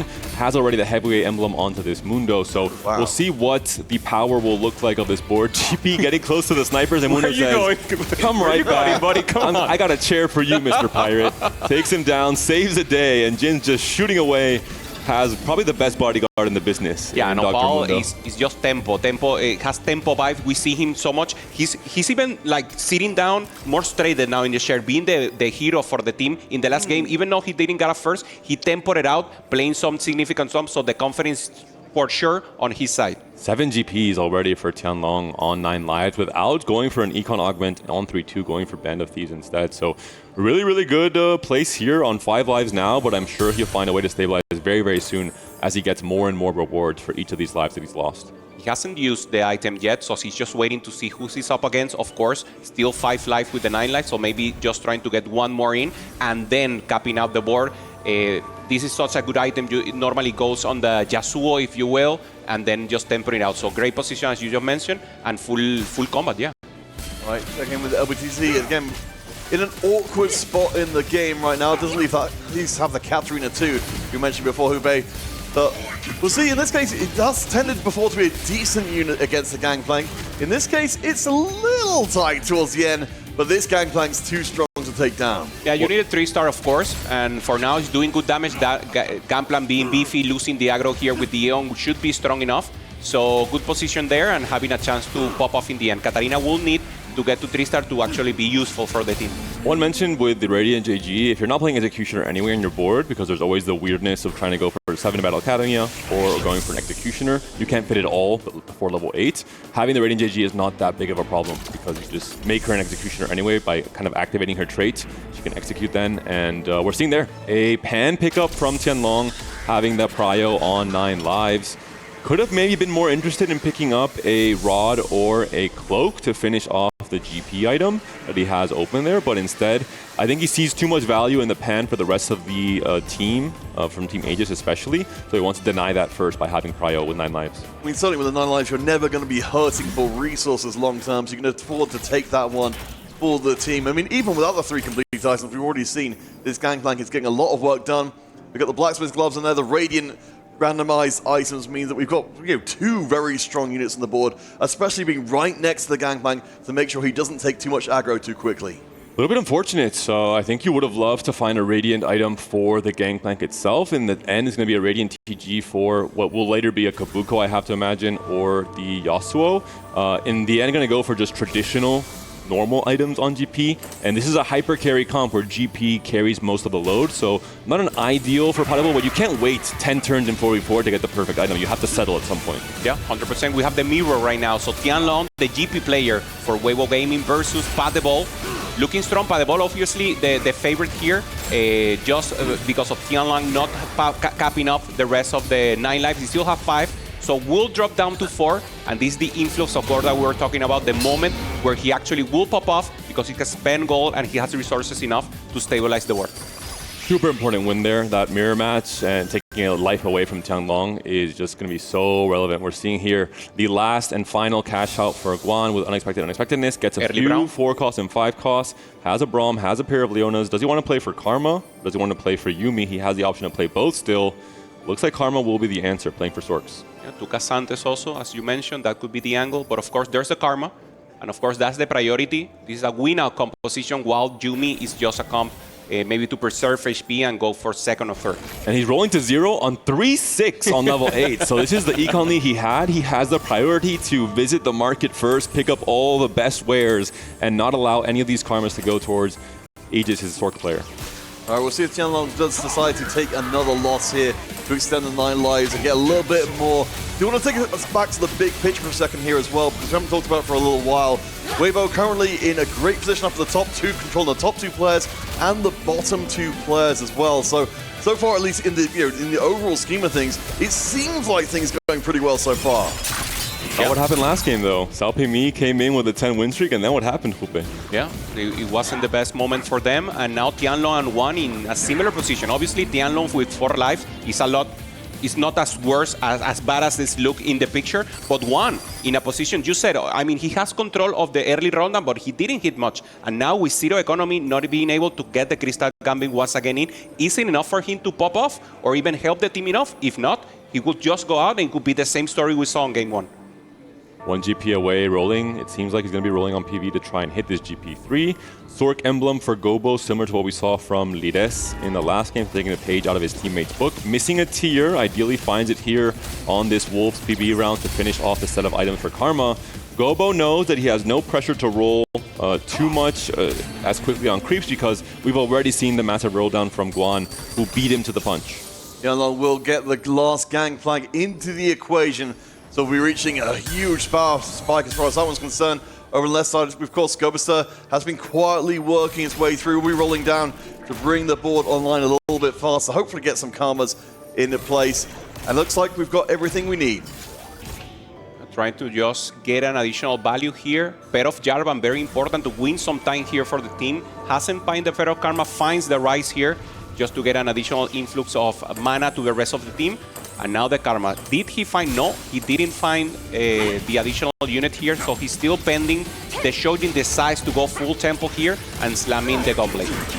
Unfortunate, forced to slam the Gunblade over the Shojin. With upper mobility, you do want to go 9 sooner rather than later, which is why I think he's deciding to stop rolling here. He has to find kind of some segue board for level 8 and then try and push 9 for the max cap. With the Stork +1, he's able to fit Bastion, so this Swain will be a little bit tankier, but we're seeing the GP, stretchy arms, Swain's a little bit lost. Takes a little bit U-turn pivot, GP just doing a little bit too much, it seems there. A big loss for Gobo, for Lides as well. LPME will take a loss on that round though, so we've got a lot of streaks being broken. Gambit will keep on rocking as we go back to Prismatics again, so it's not a full Prismatic lobby, but it's fairly close. Here we go again. Radiant Refractor, one of the strongest possible augments for the Prismatic side, but Prodigy rolled down, it looks like in the end for Lides here. Goes for the Water Lotus to get the crit chance for the Yuumi. Yeah, already having it in the item, but of course, any additional crit is always good here. Trying to do the transfer here, selling the Swain. Trying to go for critical mass here. Hasn't find Pero. Leona hasn't finds the Pero of Yuumi, but this is not looking like easy enough. He needs a little more front. SalPME, I think, has learned his lesson. No more final ascension on Perfect Corn Zach. He rolled past Radiant Refractor last game. He picks it up now. Nice. He has the Radiant Strikers. So you'll have to imagine, now I have full faith in SalPME extending this HP lead, being the hero throughout this stage 4 and 5 as well, with how strong this Zach comp can be once you hit everything. Yeah, once we come back around SalPME again, I definitely want to open up the discussion with that change to the board, but Tianlong, of course, is a big part of the conversation still, down to 4 of his 9 lives. And the Gangplank, we've got the Quincy's on the line. We did have to wait a little bit longer for that than we might have otherwise, but even at this point, Tianlong is looking extremely strong. Not enough time there for the Yuumi to scale and obviously to pop off and do the resets also for the Malzahar. LBTC also taking a loss here. Opal looking strong one again, being the tempo player, the strong player, the Brawler. There in the middle phase, preserving HP and trying to take out the win. Right now, we're seeing the Zac still far, but with a possibility of getting the 4-star in the end. So, David, as our resident Zac expert, I want to kind of examine the other side of the equation here. Based on what we've got here so far, we're going to have a 4-star Zac. We're going to have the Zac critting again and again and again. How do you possibly deal with this if you're facing it yourself? Zach is a little bit, he goes where he wants, so sometimes the fight RNG can decide a lot of things. You can't really position your Zach in a way where you know where he's moving, as far as I know. Maybe the CN tech is there, but the extra Wraith emblem is really big. You get 6 Wraith in on level 8, while also fitting in a key unit like Kabuko for heavyweight and his mentor bonus of the DR.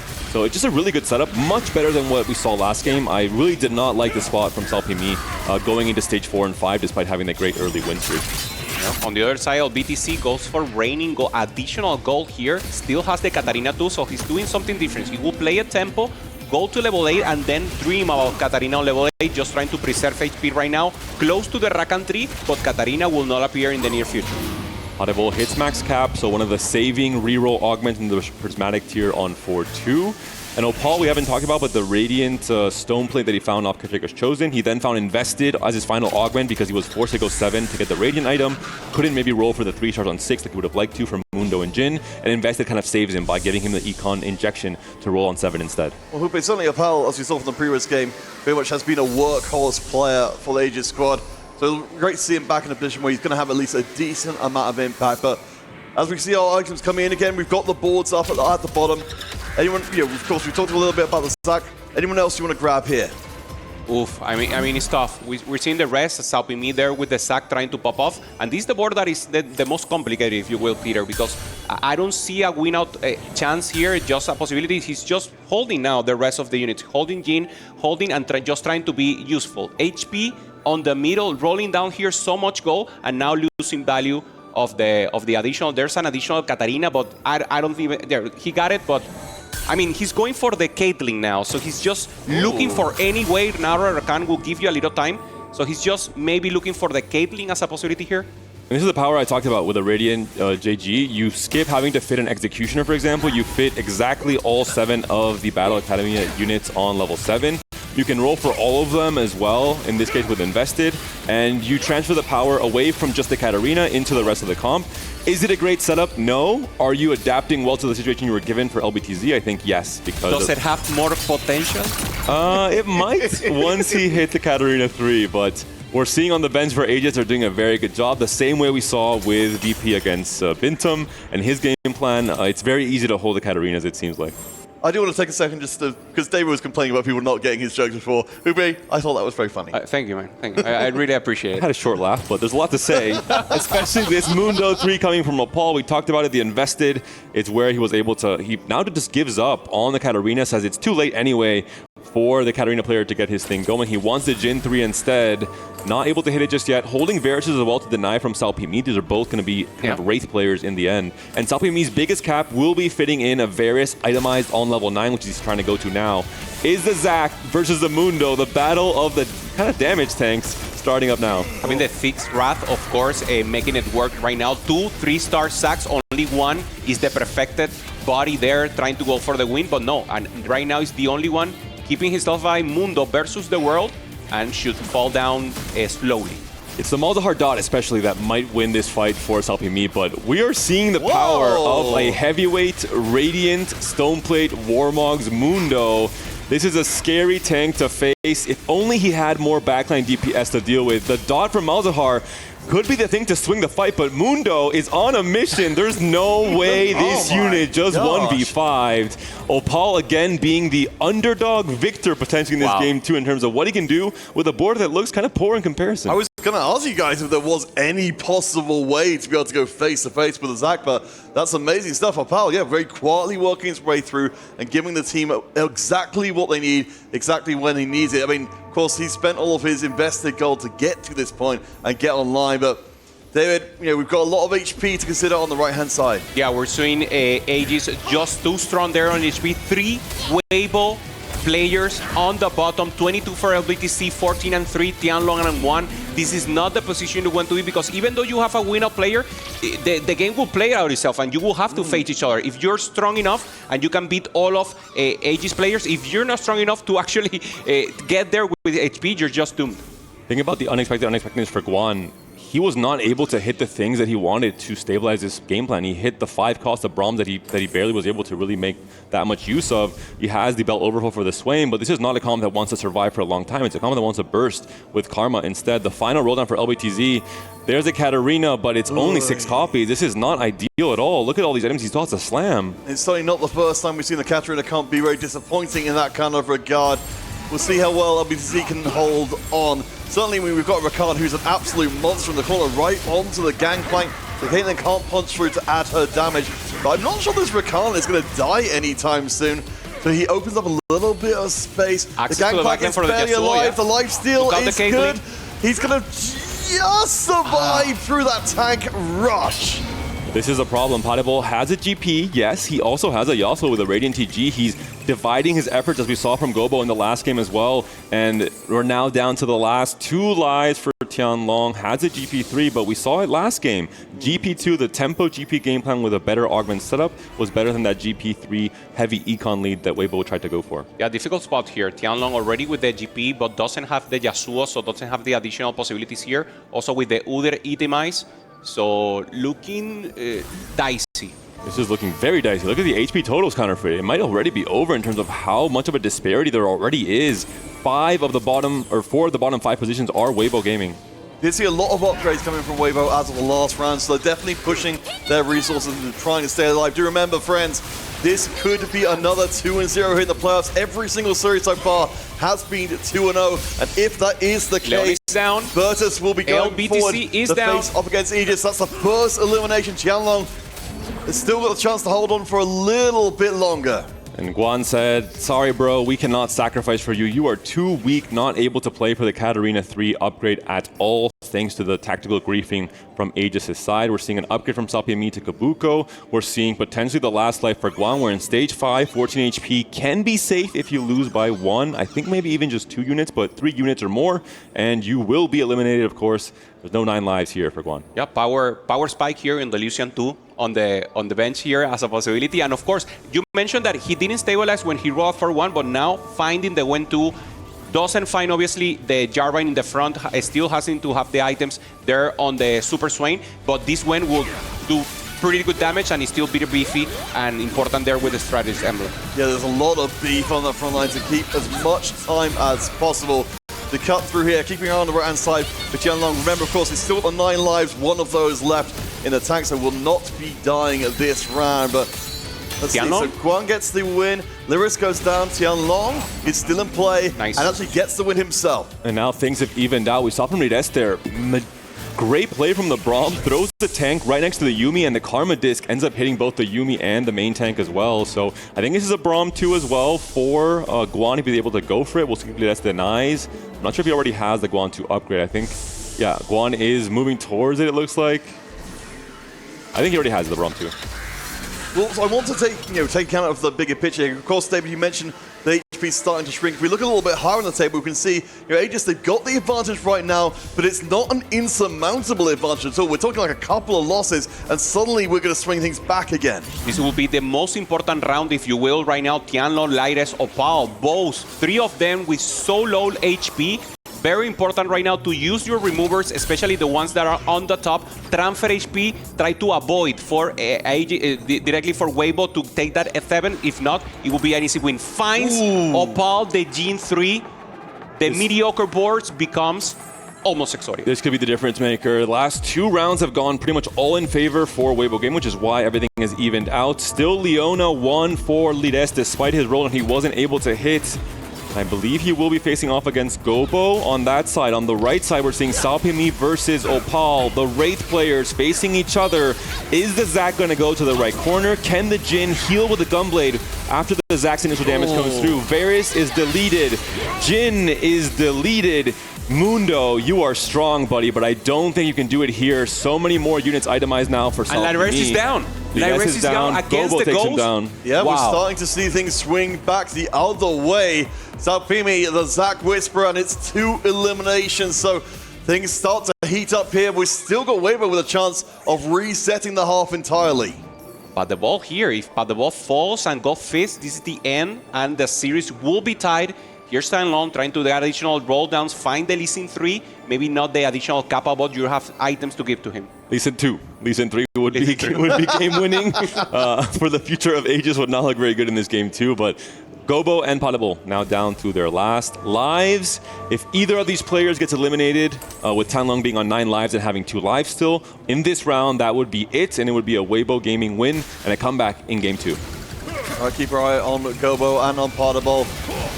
Just going to see where the units start to fall. I think we've got to watch the Zac on the side of Salpimi, though, as he just walks through the board. Lisa Karma's got the Hexblade Gunblade and takes the Zac down. In the end. It's good enough. Potable's GP, it's not enough. Potable gets taken down. Tianlong on his last life, which means that 3 players from Aegis are going to be in the bottom 4. Potable, Lides, and Opal could not do it in this game, and it will be a comeback victory for Weibo. Oh, that means we get a full series for the very first time in the playoffs. Weibo, the last remaining China seed. Aegis, the last remaining EMEA seed, will battle one more time, and one goes forward to face off against Virtus.pro. They have been the giants in this EWC 2025. They've been doing amazing, and we deserve this 3rd game in the semifinals. I mean, they're not even expressions less. They're cold-minded. They knew they were going for the win, and they know that they have what it takes. And once again, it came down to rolling in final levels, trying to cap up the board. And even though they got the 8th, ramping it up in the end, the Zac made in the difference. Weibo Gaming says, job's not done. Game 3 still left, a pivotal matchup between these 2 teams. And yeah, I agree. Salpimi, I think he maybe corrected some mistakes from game 1, maybe had some learnings, and that Zac perfect form was the Grim Reaper in the end. All right, surely there's no way that happens a 3rd game in a row. Fortunately, we've got the biggest brains in the biz to let us know how that game 3 is going to look and what happened in game 2. So, Desk, please let us know.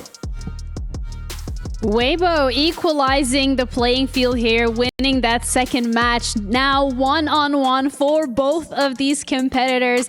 They are standing up to the test. They're standing tall in this game number 2. I think they came back with a fight. I mean, Salpimi going for protagonist again and hitting the Zac again. I mean, it didn't work in game number 1, but I think that's because Aegis was able to cap out their boards a lot better with things like hedge fund and upward mobility. We did see also upward mobility in this game, but there wasn't that 2 players that could contest against the Zac. HP is just a number, baby. That is the cool thing about this matchup. Throughout most of our matchup, it has been decided by tempo. But in this series so far, we saw just then, Aegis had the HP lead in every single mirror matchup. But But in the end, it was still Weibo that came back and won against all of these ones. They had the extra value coming in from the augments. I think that was the decider. Protagonist again for Salpimi and 9 lives coming in. Also, crucially, Guan being able to stabilize by rolling on 3-6.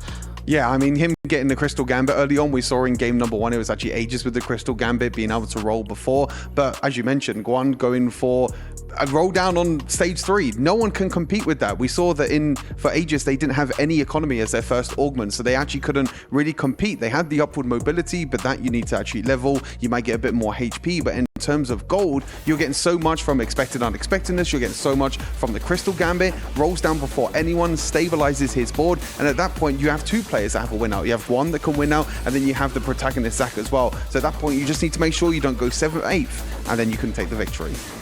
I'm really done with these prismatics. There's such a big difference in power level. I hope we can get a game 3 that's just starting, maybe a Yasuo encounter, give me those 3 golds. Just some components. No treasure hunts either. No. Oh, yeah, well, yeah, but then that means we don't want prismatic, we don't want gold. I don't remember us having a silver opener for a long time, actually. Yeah, when we had it's a pretty silver hard to get one of those. But, I think Aegis, their early game looks so beautiful, though. That is something that, especially Potty Ball in the most recent MSI, he really taught the APAC and CN regions about playing across your 3.5 cost. Treating your 3 cost 2 stars as sort of those stabilizing points. That's something that the French players have done very, very well. And even in the loss, because they were outvalued, they still held on to that edge in competing for the early game.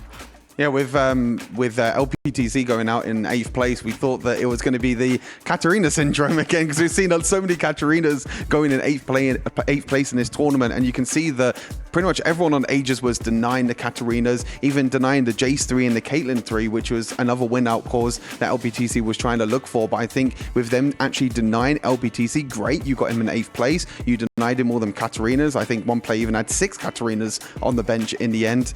You don't have that gold to actually outcap your board. We saw Padabo in the end going max cap, rolling down all the way to 10 gold, and he only had 6 GPs. So he couldn't actually hit that GP3 and stabilize his board. We've seen a really good game from AEGIS to start things off with. We've now seen a really good game from Weibo, which, so far both of you predicted 2-1 at least in favor of who.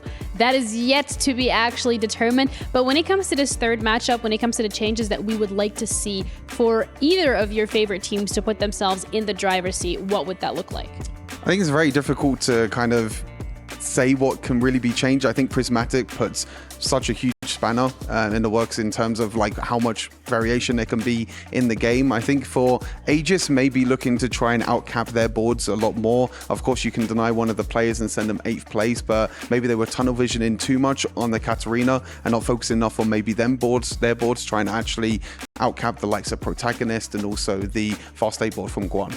Outcap is the key word right there. Yeah. This is a very unique series where it's not really about tempo. It's not about blowouts, as both of these teams have previously done in their other series. It's actually about patience, holding on to the very last second, making sure you get the higher cap. Whoever has ended up with the better boards at the very end was the winner. It wasn't about the amount of HP remaining.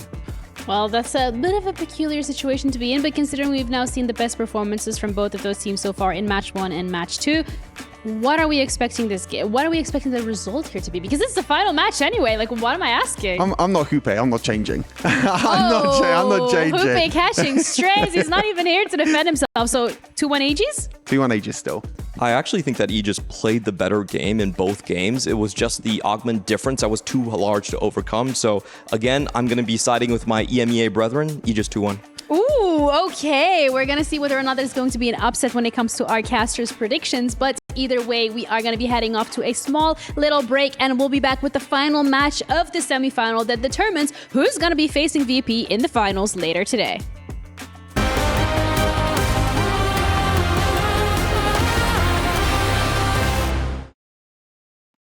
When the world of business is constantly changing, you need to stay ahead.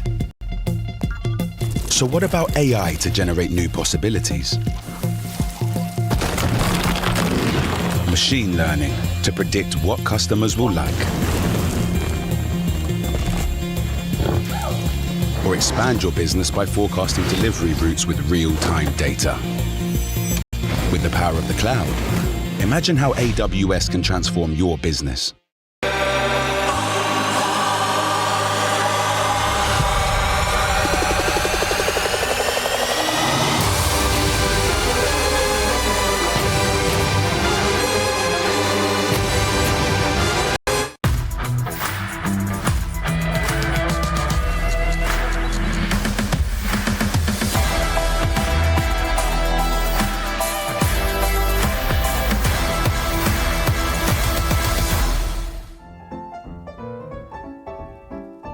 能是我画的太抽象了。圆怎么画？丢个圆，就圆就丢个圆。那这个很有实力的。别跟你来看吧，我看不懂。大家好，我是 Siri， 我们来自 Team Wolves， 这是我的队员YGQF 勇敢去飞，这位是我的另一位队员童阳苏鲁乌鲁。然后今天的话，我们要玩一个小游戏，你画我猜。哦，我再让镜头看一下，你给镜头，这个镜头，就是我这个画，就是有武器，有什么性别啊啥的这些，就是一个英雄嘛，本赛季的一个英雄，很有实力的一个英雄。好，那我其实应该猜错了，因为这不是这个赛季的，我猜错了。你猜错了，这个我倒是知道你画的是。这赛季没这个英雄。很有实力的，只要你这个给我一个，肯定有实力吧？现在其实还好，用的比较少了这张卡，就最近我们都没玩到过这东西，就前段时间反正经常玩它，可能是我画的太抽象了，也可能也是胖胖的，我是不能看他的，对吧？对，我没有看，可能也是胖胖的，所以让我联想到这个了。不是，我这一圈就表示他在放技了。啊，你这个是技能，我以为是脸，我理解成脸了。露露吗？不是。我的意思说，这个两个辫子代表性别嘛，是个女英雄嘛。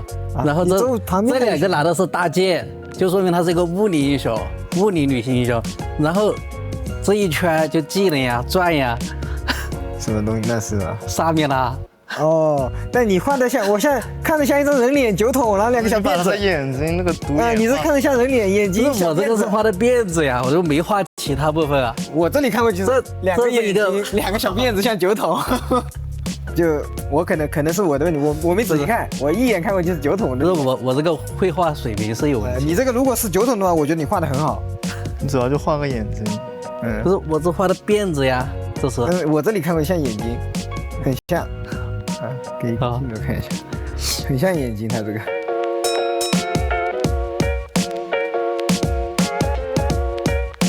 它的技能是一个这个，反正是一个女英雄嘛，然后她的技能是一个这个东西，技能是一个这种长条的技能，两费卡这个赛季的，你就 copy 过去就行了，你就告诉他是两费卡就行了。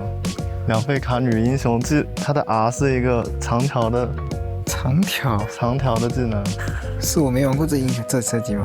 他的 R 是一个长条的，我看到你别管他这个赛季，你英雄联盟呀，你就画个先画个女的嘛。我直接复制，是个两费卡，是个女的两费卡。别跟你来看吧，我看不懂。差不多了。你想好了？拉克斯吗？拉克技能长条吗？他不是大招呀，他的大招是一个，他说的是 R 技能，不是说那个。又不是说丢的技能，我不知道怎么画丢的技能。你就画一个圆，画一个圆就行了。你画个圆加个1不是更简单吗？圆怎么画？丢个圆，就圆就丢个圆。这个圆跟 E 就一个圆，然后周围一圈。虽然我这里会脑子里一直想 R 技能的，不就联想不到 E 技能的这赛季。OK，游戏已经结束了，看样子我们的配合和默契不是很好，但是我们在云里方面的默契，相信还是能够做到更好的。希望大家在 EWC 多多支持我们。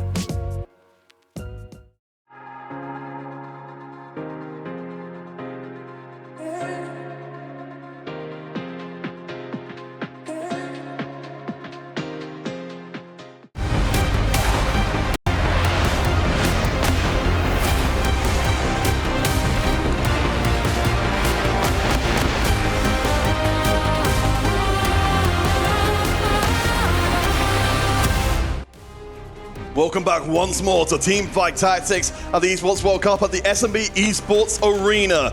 When this game is done, either Amir or Cien will have a team left in the competition to face Virtus.pro. The other will have to say goodbye. My name is Canapé, alongside Impetuous Panda and Hope-san for this last game of the semifinals. We can see some familiar faces in the audience. The Evo squad that was eliminated yesterday, cheering for the last remaining team from EMEA. I hope, maybe not. Maybe they're cheering for Weibo Gaming, we'll never know.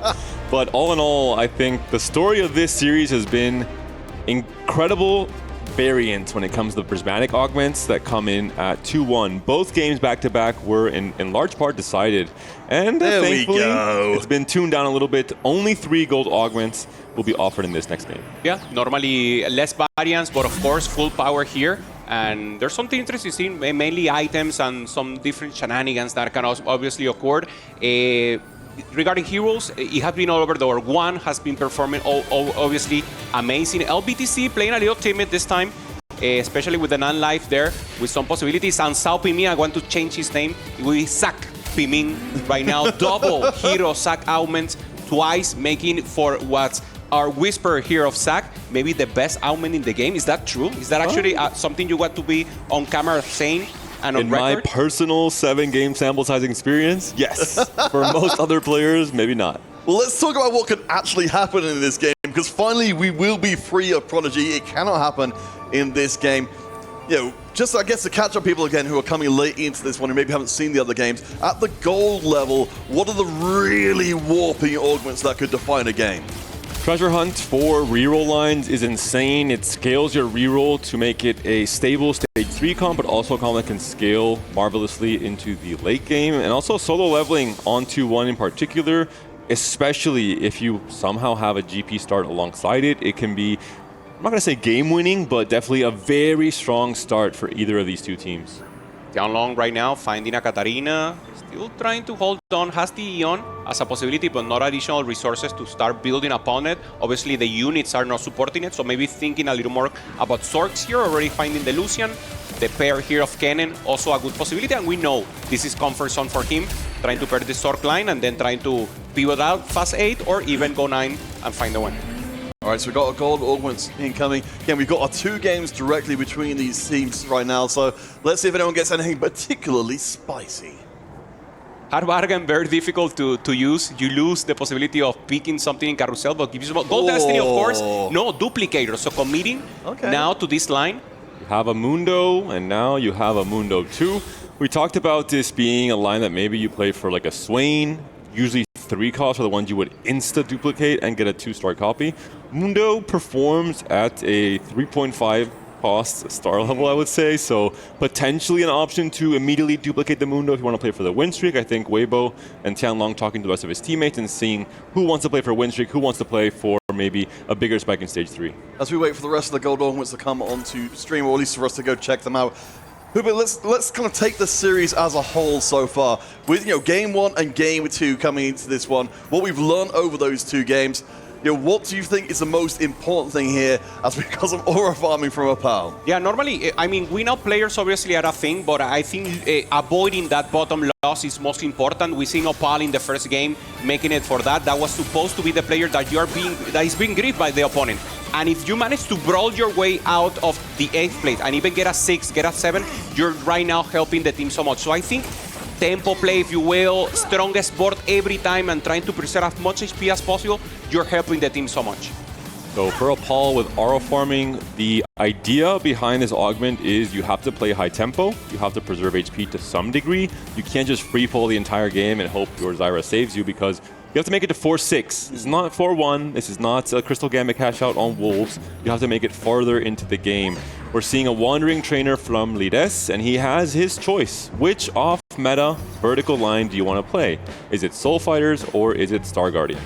We've certainly seen more from the Star Guardian side of things, but admittedly, in terms of verticals, Soul Fighter has surprised a few times. We had to put out a lot more punch you would expect.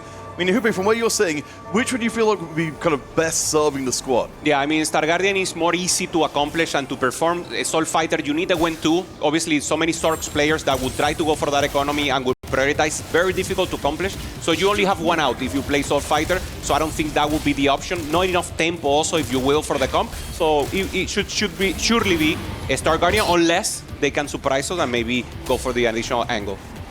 LPTZ, Cinder carry for now, but more interestingly for Gobo there, we saw Manazane pick up from Portable Forge, but Kraken's Fury Slam, so playing for AD and having a caster plus an auto attacker item combination is a little bit weird. We'll see what Gobo wants to end up going for in the end, because you can always go into Varus with Manazane in stage 5, but we are very far away from that point for now. Yeah, well, at least he has the Midas touch to make full use of the artifact and turn that directly into gold. So, from the side of things from Aegis, it looks like we have got ourselves a pretty decently strong start from there. Hubei, if we're talking about bringing momentum into the early game, so far the balls we've been seeing have been pretty strong. Yeah, but the ball, the hero, the leader here for the players, also trying to get a board in place. Not going for the win streak, but obviously a good opportunity. On the other hand, Juan, the win-out player, the hero for Weibo Gaming, has already assembled 3 Crystal Gambit. We know the Gamba is important here, and of course trying to cap out a board. Slamming items, so not going for the full lose streak as a possibility, just trying to kill some units here. And for now, it's working out for him, so we have to keep our eyes on Juan for now. For the newer viewers who haven't played too much of Set 15 just yet, hard bargain, you get 4 player health after each carousel. You can't pick the unit you want to pick. You have no prio at all, and you get some gold as well. Very interesting in 4v4 because you can lose streak and then heal, 12, 16 HP throughout the course of the game. But also with Crystal Gambit because you lose streak and you preserve some extra HP despite free falling early. You will most likely not have a chance to play for 7 Crystal Gambit because you have no prio on carousels. You can't pick up spatulas to try and find the emblem, and most likely just going to play it as we saw the last 2 games, early resources, and then play into a fast state comp. So as while carousel winds down here, we do see we've got some crew in play, at least early on for Salpimi. Of course, it's going to be very exciting. From Weibo's side of things, we do notice they're occupying the 2 top spots HP-wise along at the moment. The only undefeated player in the lobby, but I do want to take some time with Salpimi here because this crew start, we don't have any, accelerants here apart from the lesser champion duplicator, but otherwise the units picked up look very good. Yeah, just popping off here, trying to think about stage 3, trying to maintain the lose streak. Very important for him also to get the influx there of economy. Only 19 gold right now, so not in the perfect spot. Obviously, you want to start maybe with an economy, but he's going for the perfect items right here with the Pandoras. Seeing some fans cheering for the Mia squad in the audience, and for the crew player with a Shojin Slam, it really locks him out of playing other AD lines. The Kaisa is available, but I think he had one early on the bench and he sold it, so I think he's already closed that door. And Jin, obviously, no real mana gain, so not really going to be working well with that Shojin Slam at all. The crew without specific augments to lean into it, I'm not a huge fan of. We'll see if Salpimi is able to make it work with the Pandoras. He did have one duplicator on the bench, so has that chance to get a little bit closer. And we're seeing why he's not pivoting into Jin Mundo. It is going to be Tianlong playing for the Jin Mundo with a double duplicator, so we'll have a chance to have a massive power spike on stage 3. Double duplicator, hasn't used them, and is winning streaking. So this is perfect spot for Tianlong. He's now checking if he's really capable of winning there. Everyone is checking his board. Why are you winning? Mundo, normally 2-star is a beast, 1-star is looking like easy enough. If he managed to not use the duplicators and then just pop up the comp, this is so huge. Maybe he can use it for tempo once again for the Jin and the Mundo. So Tianlong in a good position here. Let's see if he's capable of maintaining the win streak. Going up against, this is strong. Padebol, one of the strongest right now for AEGIS, so he should be able to take this. I think under any other circumstance, Padebol would be the one leading the pack, but yeah, Tianlong has really put a cap for Aegis to be able to do in the early going. We'll keep a close eye on how things develop on the bench for the time being. It's looking like this might just be enough. Padebol has put a lot of effort into making sure this Midas Touch Lucian can cut through the board. It's down to the tail end, and it will break the streak. And it's really unfortunate for Tianlong. If he would have found just one natural copy of Mundo or Jin, he could have used just one duplicator to kind of, close that edge and have at least that chance for a 5-win streak. In the end, saves both, plays greedy, does not get rewarded for it just yet. Gobo now with some chances, and once again, he has us thinking here. Slamming now the Eon, so we're thinking more about, obviously, the Gangplank as a possibility, and obviously maybe the Mana Saint just to generate mana, and could be in any unit, actually, and just using it for the early start. Normally, I don't like it on the Rise or something like that. Rise is not a unit right now, being nerfed since last patch. So let's see what possibilities he gets for us here. The bigger question is, what does Salpimi's roll down look like? If it is not good, I think this could make or break the entirety of Weibo Gaming's game plan. I have not been a huge fan of the crew without specific augments that tailor for it. So we're seeing now 3 Malphites, 3 Sivers. We're down to under 30 gold, 5 Malphites only, and 4 Sivers. Is this going to be enough, Counterfeit? Yeah, hitting the first 3 star, of course, is massively important to accelerate the game plan. It's going. It looks like we're getting pretty close to it. Well, of course, nobody else is taking any of these crew units out of the shops, though. So far, so good. Very close. close to getting the board online. Wow. Yeah, the importance of having 2 3-star crew to get the full benefits, get additional rolls, get that influx there also in XP. So he knows he needs to cap out right now. Not having the first one as an economy, of course, hurt him, but he needs to get there. Value rolling all to 10 gold, and now maybe if he gets a little closer, he will have to start donkey rolling. Misconnection 3-2 would be insane for Salpimi to recover his economy and get 2 copies each of or 1 copy each of Sivir and Malphite. As you mentioned, not finding one before the other by a big margin is actually a big downside, because then all those extra rolls would giving you XP and push you to 6 naturally, or you are so behind in HP now. But it will be gold augments as, triple Yasuo, triple gold, so no misconnections unfortunately for Salpimi. Golden Gala, heavy's the crown. We've seen it only in the Mundo. One, obviously with a more open spot right here, going for the Crystal Gambit steal. Is it enough for him? Okay, stabilizing now with the Lucian, having a little more power, maybe to kill some more units. Right now, cashing also the Crystal Gambit to have additional resources here. Well, yeah, I mean, certainly, of course, Quan, thanks to that hard bargain, has kept himself very healthy indeed. You want to take us up to the top of the table at Paddleball and LBTC. We've got 2 different players from 2 different sides who, again, have not maintained full streaks so far, but have gotten themselves back up into the saddle. Salpimi, of course, looks like he's got the first Sivir online. No, and the Malphite as well, so that's a free reroll and the XP for spending gold. The only problem with Salpimi is you only get the XP from spending gold on rerolls, so he's building his economy back up with raining gold. And very interesting move from Salpimi. If I'm not mistaken, he had found, I think it was 2 different Zig copies on his roll down, and he sold them to recover his econ. This is the Zigs that he'll have to find eventually if he is going to be playing fully into the crew. Maybe he's just trying to play for stage 3 HP preservation, tax the rest of the lobby, and not really look at the cap of the crew with the 4 crew units, 3 stars. Ooh, Pupe, that was a pretty brutal round. Aegis there losing the loss streak and their win streak at the same time, so they're going to have to change these up pretty dramatically. Heavy is the Mundo, heavy is the crown there. Mundo once again, the meta that was deciphered here during the 4v4, and so difficult to kill. So many access to the backline, especially the IGP, you have the Akali, you have Katarina so much, and the Mundo just doesn't die. So normally front to back, making it work for him. So David, talk to me a little bit about the heavy as a crown Mundo, because we've seen it a couple of times before. You know, certainly on paper, it feels very risky to make sure that your entire round pivots on the Mundo staying alive, but in a lot of cases, we have seen him be the last unit standing. It's a DPS check. You ask the opponent's board every time the fight loads up, do you have enough damage to take down the Mundo before he heals back part of his damage with Spirit Visage and his own kit? If the answer is no, then he is essentially unkillable in stage 3. And this is a game plan from Opal where he has aura farming. We just talked about it. He cannot free fall all his HP going into stage 4. He has to be able to cash out, make it to 4-6. This is his answer. This is how he survives. This is off of the best bodyguard in the business, Mundo. And here he's sacking for Lides instead, not using the crown onto the Mundo, allowing Lides to take the win. You do see, of course, the question open from before, which the trainer got, or rather the wandering trainer rather than trainer golems, we would see going forward. And it does seem like it's, as you suggested, Tupe, the Star Guardian will be the vertical taken, the easier path through the game. And as we can see there, a pretty reliable board to build at least a good finish, if not a top finish around. Aerosol coming through, bows always in prio for the Gangplank players, and a bow on Cassante here could be a premium pickup. Gobo racing towards it as a GP player, but no, wants to rise to fit in the 4 mentor early, so another great pickup for Gobo in that first pick prio. Let's see now for Tianglong. Does he want to take away the bow? It looks like he's hovering it, trying to play bodyguard. And for Lides, trying to angle towards the Jarvan, trying to angle towards, more importantly, that belt, will take the Swain instead to help the Star Guardian frontline.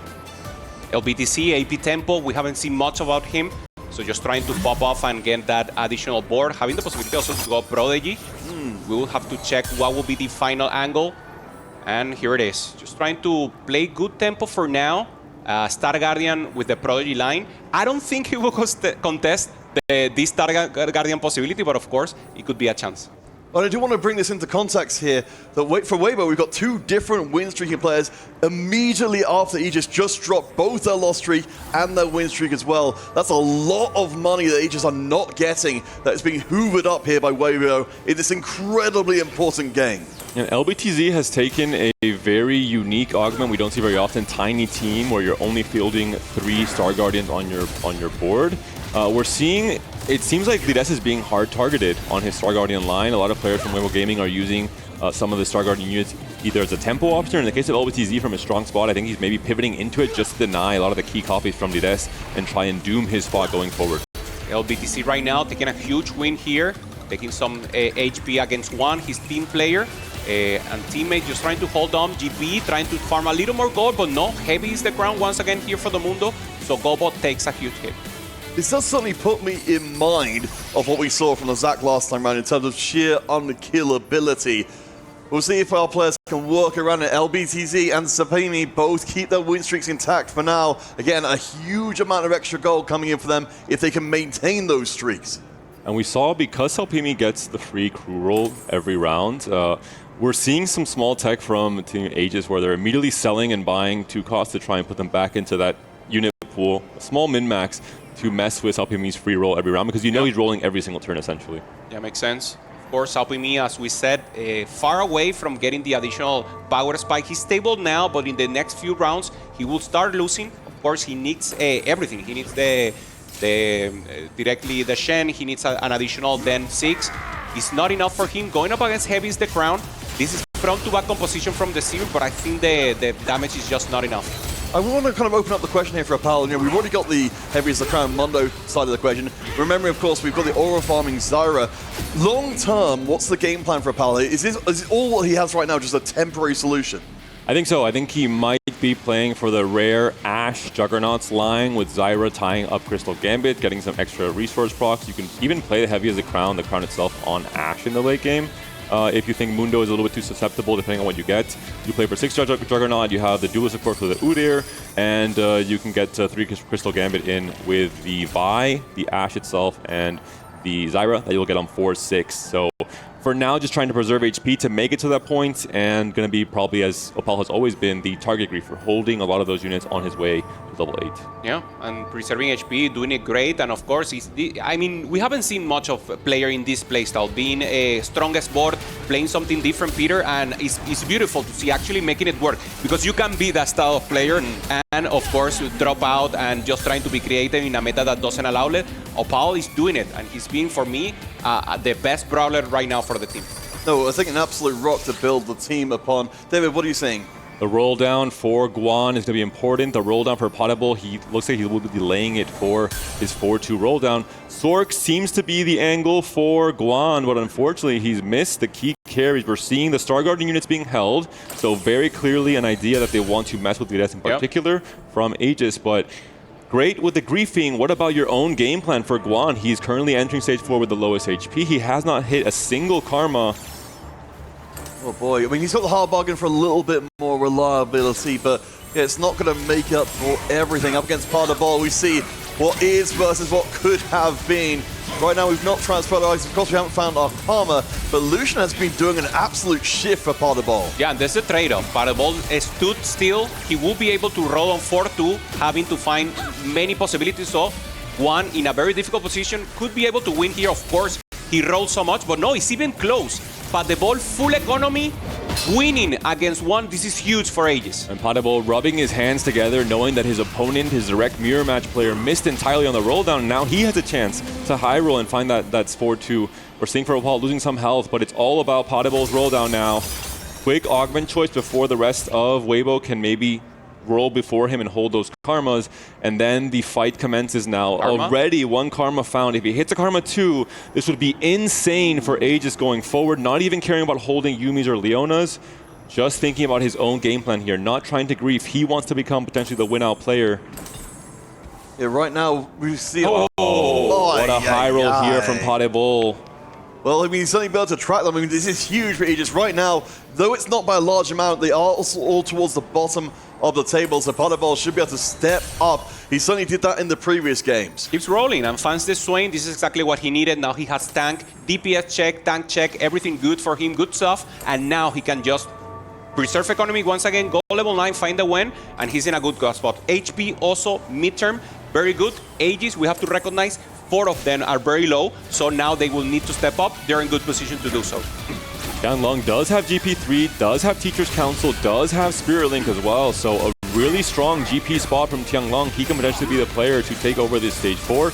Salpimi did his job with the crew, enters stage 4 with 72 HP. Karma cast one more time, Swain does buy enough time, and a very good test for Pas de Boule. The feedback is there, your comp is strong, you're looking good for stage 4. Let's talk a little bit about that matchup specifically then, because we saw in that case there was enough damage to bring Gangplank down. We've seen a lot of other interaction between the Sorcerers and the Gangplank, where it's gone very badly for the Sorcerers. What, from where you guys are saying, what swings it?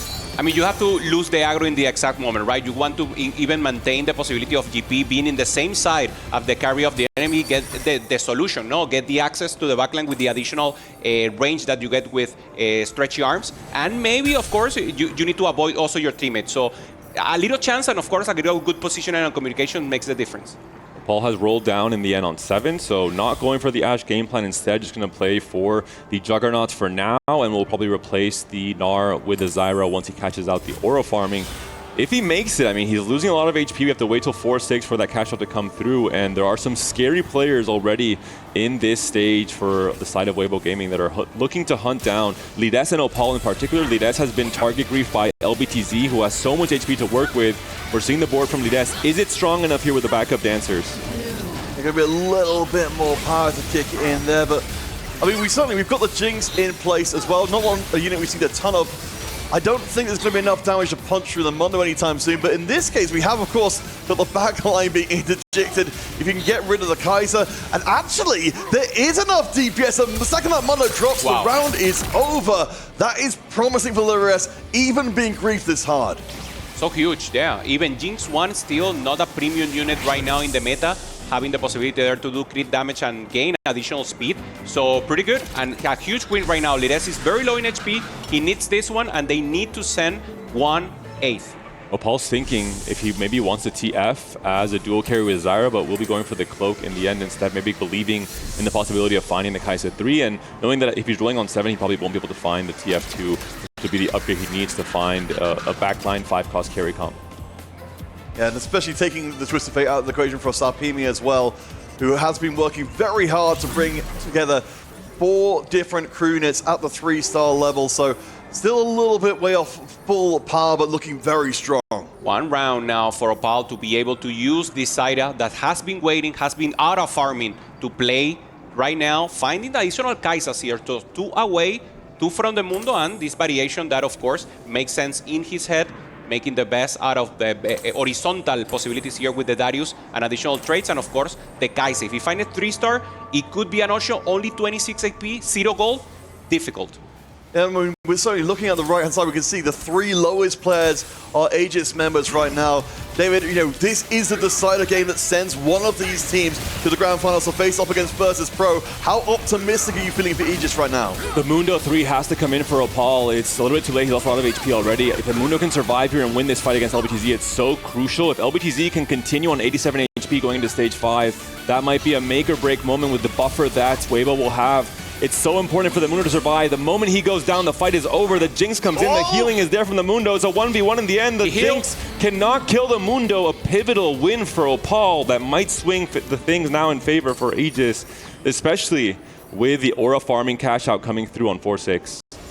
The small laugh there for LBTC. He knew the close that it was for him to take the win. So important right now, LBTC playing just Tempo Sniper. A comp that, of course, is not within the meta, being able to grief, obviously, the Jinx from the rest of players from Aegis. So huge and great positioning here, and knowing that it's a good tempo comp, now preserving HP to transfer to the teammates. Bullet Hell was found for Kai'Sa, the best power-up for Kai'Sa in this spot. Yeah, Opal doesn't have any more left in attack, so Opal makes it through. Coveted did win on the previous round as well, so Aegis preserve HP, but Salpimi doesn't have the Twisted Fate as of yet, as far as I can see, but this crew board is still very strong. The crown was not placed on the Mundo because he was going to be directly targeted by the Sivir. Instead, it's placed on the Zyra, but it's only Zyra left alive. The Edge of Night will not be enough. I think it's just not the best aura farming cash out for Opal. We're seeing it does not make too much of a difference, and he hasn't hit his 3-star. That's the most important thing. He needed to find the Mundo and the Kai'Sa, but look at the opponent's bench. There's Mundos and Kaisas there as well. Who takes the 8th? That's the name of the game right now, and Aegis 1-1. So Gobo, Opal, Lides in a danger zone right now. This is the definitory match. So whoever wins this advance to the finals. Difficult position right now for Aegis. Oh boy, and what a thing it would be to have gotten this far and to get blown out in the final match, to not even be able to run it all the way to the end of the game. But it doesn't seem like things are headed in the right direction. You know, even if it's a short stop to find some safety as we head into the next stage, I think there's a lot of hell breath in the castle booth and in the crowd. And Weibo has done an excellent job of stopping the game plans from Aegis. That is the name of the game in this game number 3. Lides has free fall because he was target held. All of his units were held by pretty much all of Weibo Gaming. The Kaisers and Mundos were held on Opal's side. Potentially this decision could send Lides. Poppy 2 is so big. You have to change this. You have to hit Unstoppable. If you hit Poppy Unstoppable, that could be enormous. And the sniper, the Jinx is not found either. That's the biggest thing. We haven't seen the 2-star upgrades for this vertical trade. It's so important, right? The 4 cost. Make or break the success of this comp. All right, Liris at least gets Unstoppable. There we go. Unstoppable is on the cards. Salpimi on the other side with the crew board. Still not at full power, but has so many of the 3 stars. Jinx providing nearly all the DPS. We can see the Malphite as a 1 cost, maybe a 3-star. I don't think can stand up to this raw damage. It's all on the Jinx and a little bit of damage from our friends. You can see the Seraphine hits into the backline. Jinx gets the free fire. Lires is okay. Huge win. Opal on the left. Is it enough on the left? Right now, Opal fighting for his life. Only Zyra left alive. Kaisa has been taken down. The Mundo has been 3-starred. We've seen Mundo with the chair able to beat some GP boards, but not this one. It seems like there's too much here. Opal taken down. He tried his best, but not enough aura to stay alive. In this game 3, it's an uphill battle still for Aegis. Lides on 11 HP, Gobo on 23. Even Potable lost 1 fight, didn't have that 6 win streak anymore. Rolling again, and the grief worked perfectly here. Weibo doing the target griefing here for Opal, doesn't find the Jinx. Good items on her, but it's just not enough. One, the player that they needed to send 8th, making it work right now. Still Karma 1, but looking strong. If he goes down, the Jinxes are back in the pool. That could give a lifeline to Lides. Potentially they face each other. This is pivotal. Both of these players, it will be Gobo versus Lides, and Gobo has not removed items. It looks like the GP is completely itemized. It is, I think, a GP2 and a Kabuko 2. He knows. Maybe this board is strong enough from Lides here. All right, I mean, the Malazé means a lot of the gangplank damage is front-loaded and lets him cut through Huge Jarvan stun. Very quickly. Jinx is still up in the back line. I don't think there's quite enough in the tank. Jinx! The no, Jinx is down. There's Jinx no damage. gets exposed. It's friendly fire. That's a second player down for Aegis. They need to go now 1st and 2nd to get to the grand finals. This is the problem with Unstoppable Poppy. She moved to the right-hand side, opening up the board for Kabuko to charge the Ahri. A lot of the DPS was lost. And I'm not sure if there weren't removers left for Gobo, or if they didn't think it was worth using. Lides could have been stronger there, but the target griefing works. The Jinx 2 was not found. It was pivotal, and LBTZ has done his job. He preserved so much HP. He messed with the game plans of his opponents as well, and he has really been the hero for Weibo, just like yesterday. Yeah, but the ball right now, a lot of gold, the possibility of going level 9 with the Stork, so he's a win-out player for Aegis. The problem will be Gobo. Is he able to take the second? The rest of the Weibo players are just too strong, so now let's see. Only chance for Aegis to take the series, advance to the finals, is for Padball and Gobo to go 1st and 2nd. And that's got a pretty big arse. We have got Rise on the back with double death cap. Keep an eye on whether or not it's Gangplank. He's able to get his abilities stacked up quickly. Will walk right up to the back, so that's a lot of the chaff backline removed and his range extended. But now this looks good enough, but not good enough for an elimination. The one thing I will say, for Weibo to achieve this 7th and 8th elimination on Lides and Opal, they sacrificed their cap to do so. They played high tempo, they held units, and they sacrificed their own game plans. This is much closer than it might look on paper. Gobo does not have a 3-star GP, that's the only thing. He's relying on this artifact, the Manazine on GP for now, to carry him. The one player that is incredibly scary that can ruin everything for Aegis is going to be Tianglong. He could be the hero who has the high cap with the 3-star GP and the 3-star Udyr. And that's really the name of the game. Can Potable reach that 1st place cap? Can Gobo come in alongside him? Guan, Salpimi, and LBTZ have done their job. I don't think they have a chance to win this game. For Salpimi, it's very difficult. I think it's possible. He already had the 6th 2-star. Maybe for a chance of Destiny getting that 6. Of course, it's being held right now by Pass the Ball, and that's the other win-out condition. They need to grief it right now. Pass the Ball going level 9, trying to find the win 2. No pair right now. No pair of Jarvan, but not Jarvan 2. Rolls to 0 and doesn't find any additional ramp up right here. He's the win-out player that we need to have for sure in case of AEGIS. And now let's see if he can hold up only one HP. It goes up against Gobo, so of course, long-time Paddleball needs to preserve this HP so he can gift it across the Gobo, who's in a much less advantageous position. You see the Gangplank will be able to walk up and delete a lot of prime units, really good karma angle though. The Karma, as there we go, the shot across. It's going to be a little tight towards the tail end. Ooh, it's a big loss. It's good enough. Yeah. It's not ideal. Paddleball's on 1 life, and that's tragic. You really wanted Paddleball to be on 2 lives. Maybe 1 or 2 units less in that exchange would have been huge. Tianlong takes a hit. LBTZ has still a huge buffer. This is getting really dicey. And for Paddleball, he did not find the Gwen 2 on that roll down. That's what could have spiked him to that first place position. He skipped the Braum, instead opting for the Janna to get Protector and Strategist onto his board. Yeah, we see now Salpimi finds the Twisted Fate very far away from the 6. That is the other win condition that we must. So I truly believe maybe it will be the sacrificial piece, not holding onto the HP for the top player for Weibo, and Salpimi should just fall down here. It seems so unlikely with the amount of HP that the Aegis squad have got together that they can take down LBTZ, who's currently on 47 HP himself, but they'll have to take the fate. Went to here, but the ball needs to take a huge chunk of HP here from Tianlong, making sure they're still alive. Karma accessing the weak side, doing the passive, the pop-up. Very important right here. Yasuo in the back, but he's on the wrong side, so looking good right now for Paddleball. Access to backline. Yeah, GP is still hitting. Gwen, with the needles. Not enough hit, so maybe Tianlong is still to life. No, 12. Gobo just lost. One is down. Yeah. This last fight was one of the big tests we were waiting for. Is Paddleball strong enough to beat the one player that I think has a win condition, which is Tianlong? The other thing is, look at the HP buffer from LBTZ. Even if Paddleball and Gobo become the strongest players, they're going to face each other, and it would have to be the cleanest of losses for Paddleball to stay alive on 1 HP and Gobo to win the fight to allow them to win this game. I think it might be in favor of Weibo Gaming here. Yeah, now Salpimi opens the board, making sure the game is faster, and that's exactly what you want. You want Paddleball to feign Gobo, and Friendly Fire will be sure to eliminate this from the game. The problem, Gobo, this is the board. He has everything to start. You want to have JP3, you want to have either the Uber or the Yasuo for additional damage. I don't like the Ryze as a carry. They know this, so what else can it be done here to take the win? Very, very difficult. It is looking like the final boss of Weibo. That form is coming to full realization. All hope seems to be lost here for the EMEA squad unless some sort of miracle happens. But honestly, Weibo, they played this game so incredibly well as a team. We look at, we see on the left, heavyweight into sniper tempo and still the first in HP. This is huge gameplay here for LBTC. Going up against Paddleball, very important. Tianlo going up against Gobo, this could be the end for AEGIS. Gobo has to stay alive. Paddleball has to take a big win against LBTZ to chunk down his HP. Will he even win is the biggest question. The Jarvan jumps in, the Poppy, Unstoppable, still running amok through the backline, but Paddleball does win. Gobo is now facing off against the opponent's GP. Good ground control against the GP. Yeah, Is it enough? Access to the backline.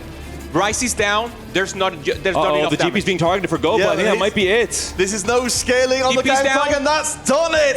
Weibo go forward to face Virtus in the grand final. Aegis were bleeding out for quite some time, but Weibo stuck the knife home. They did what they needed to do to get to the grand finals. China will be going up against Vietnam, and we can see in the crowd, this means so much to their fans.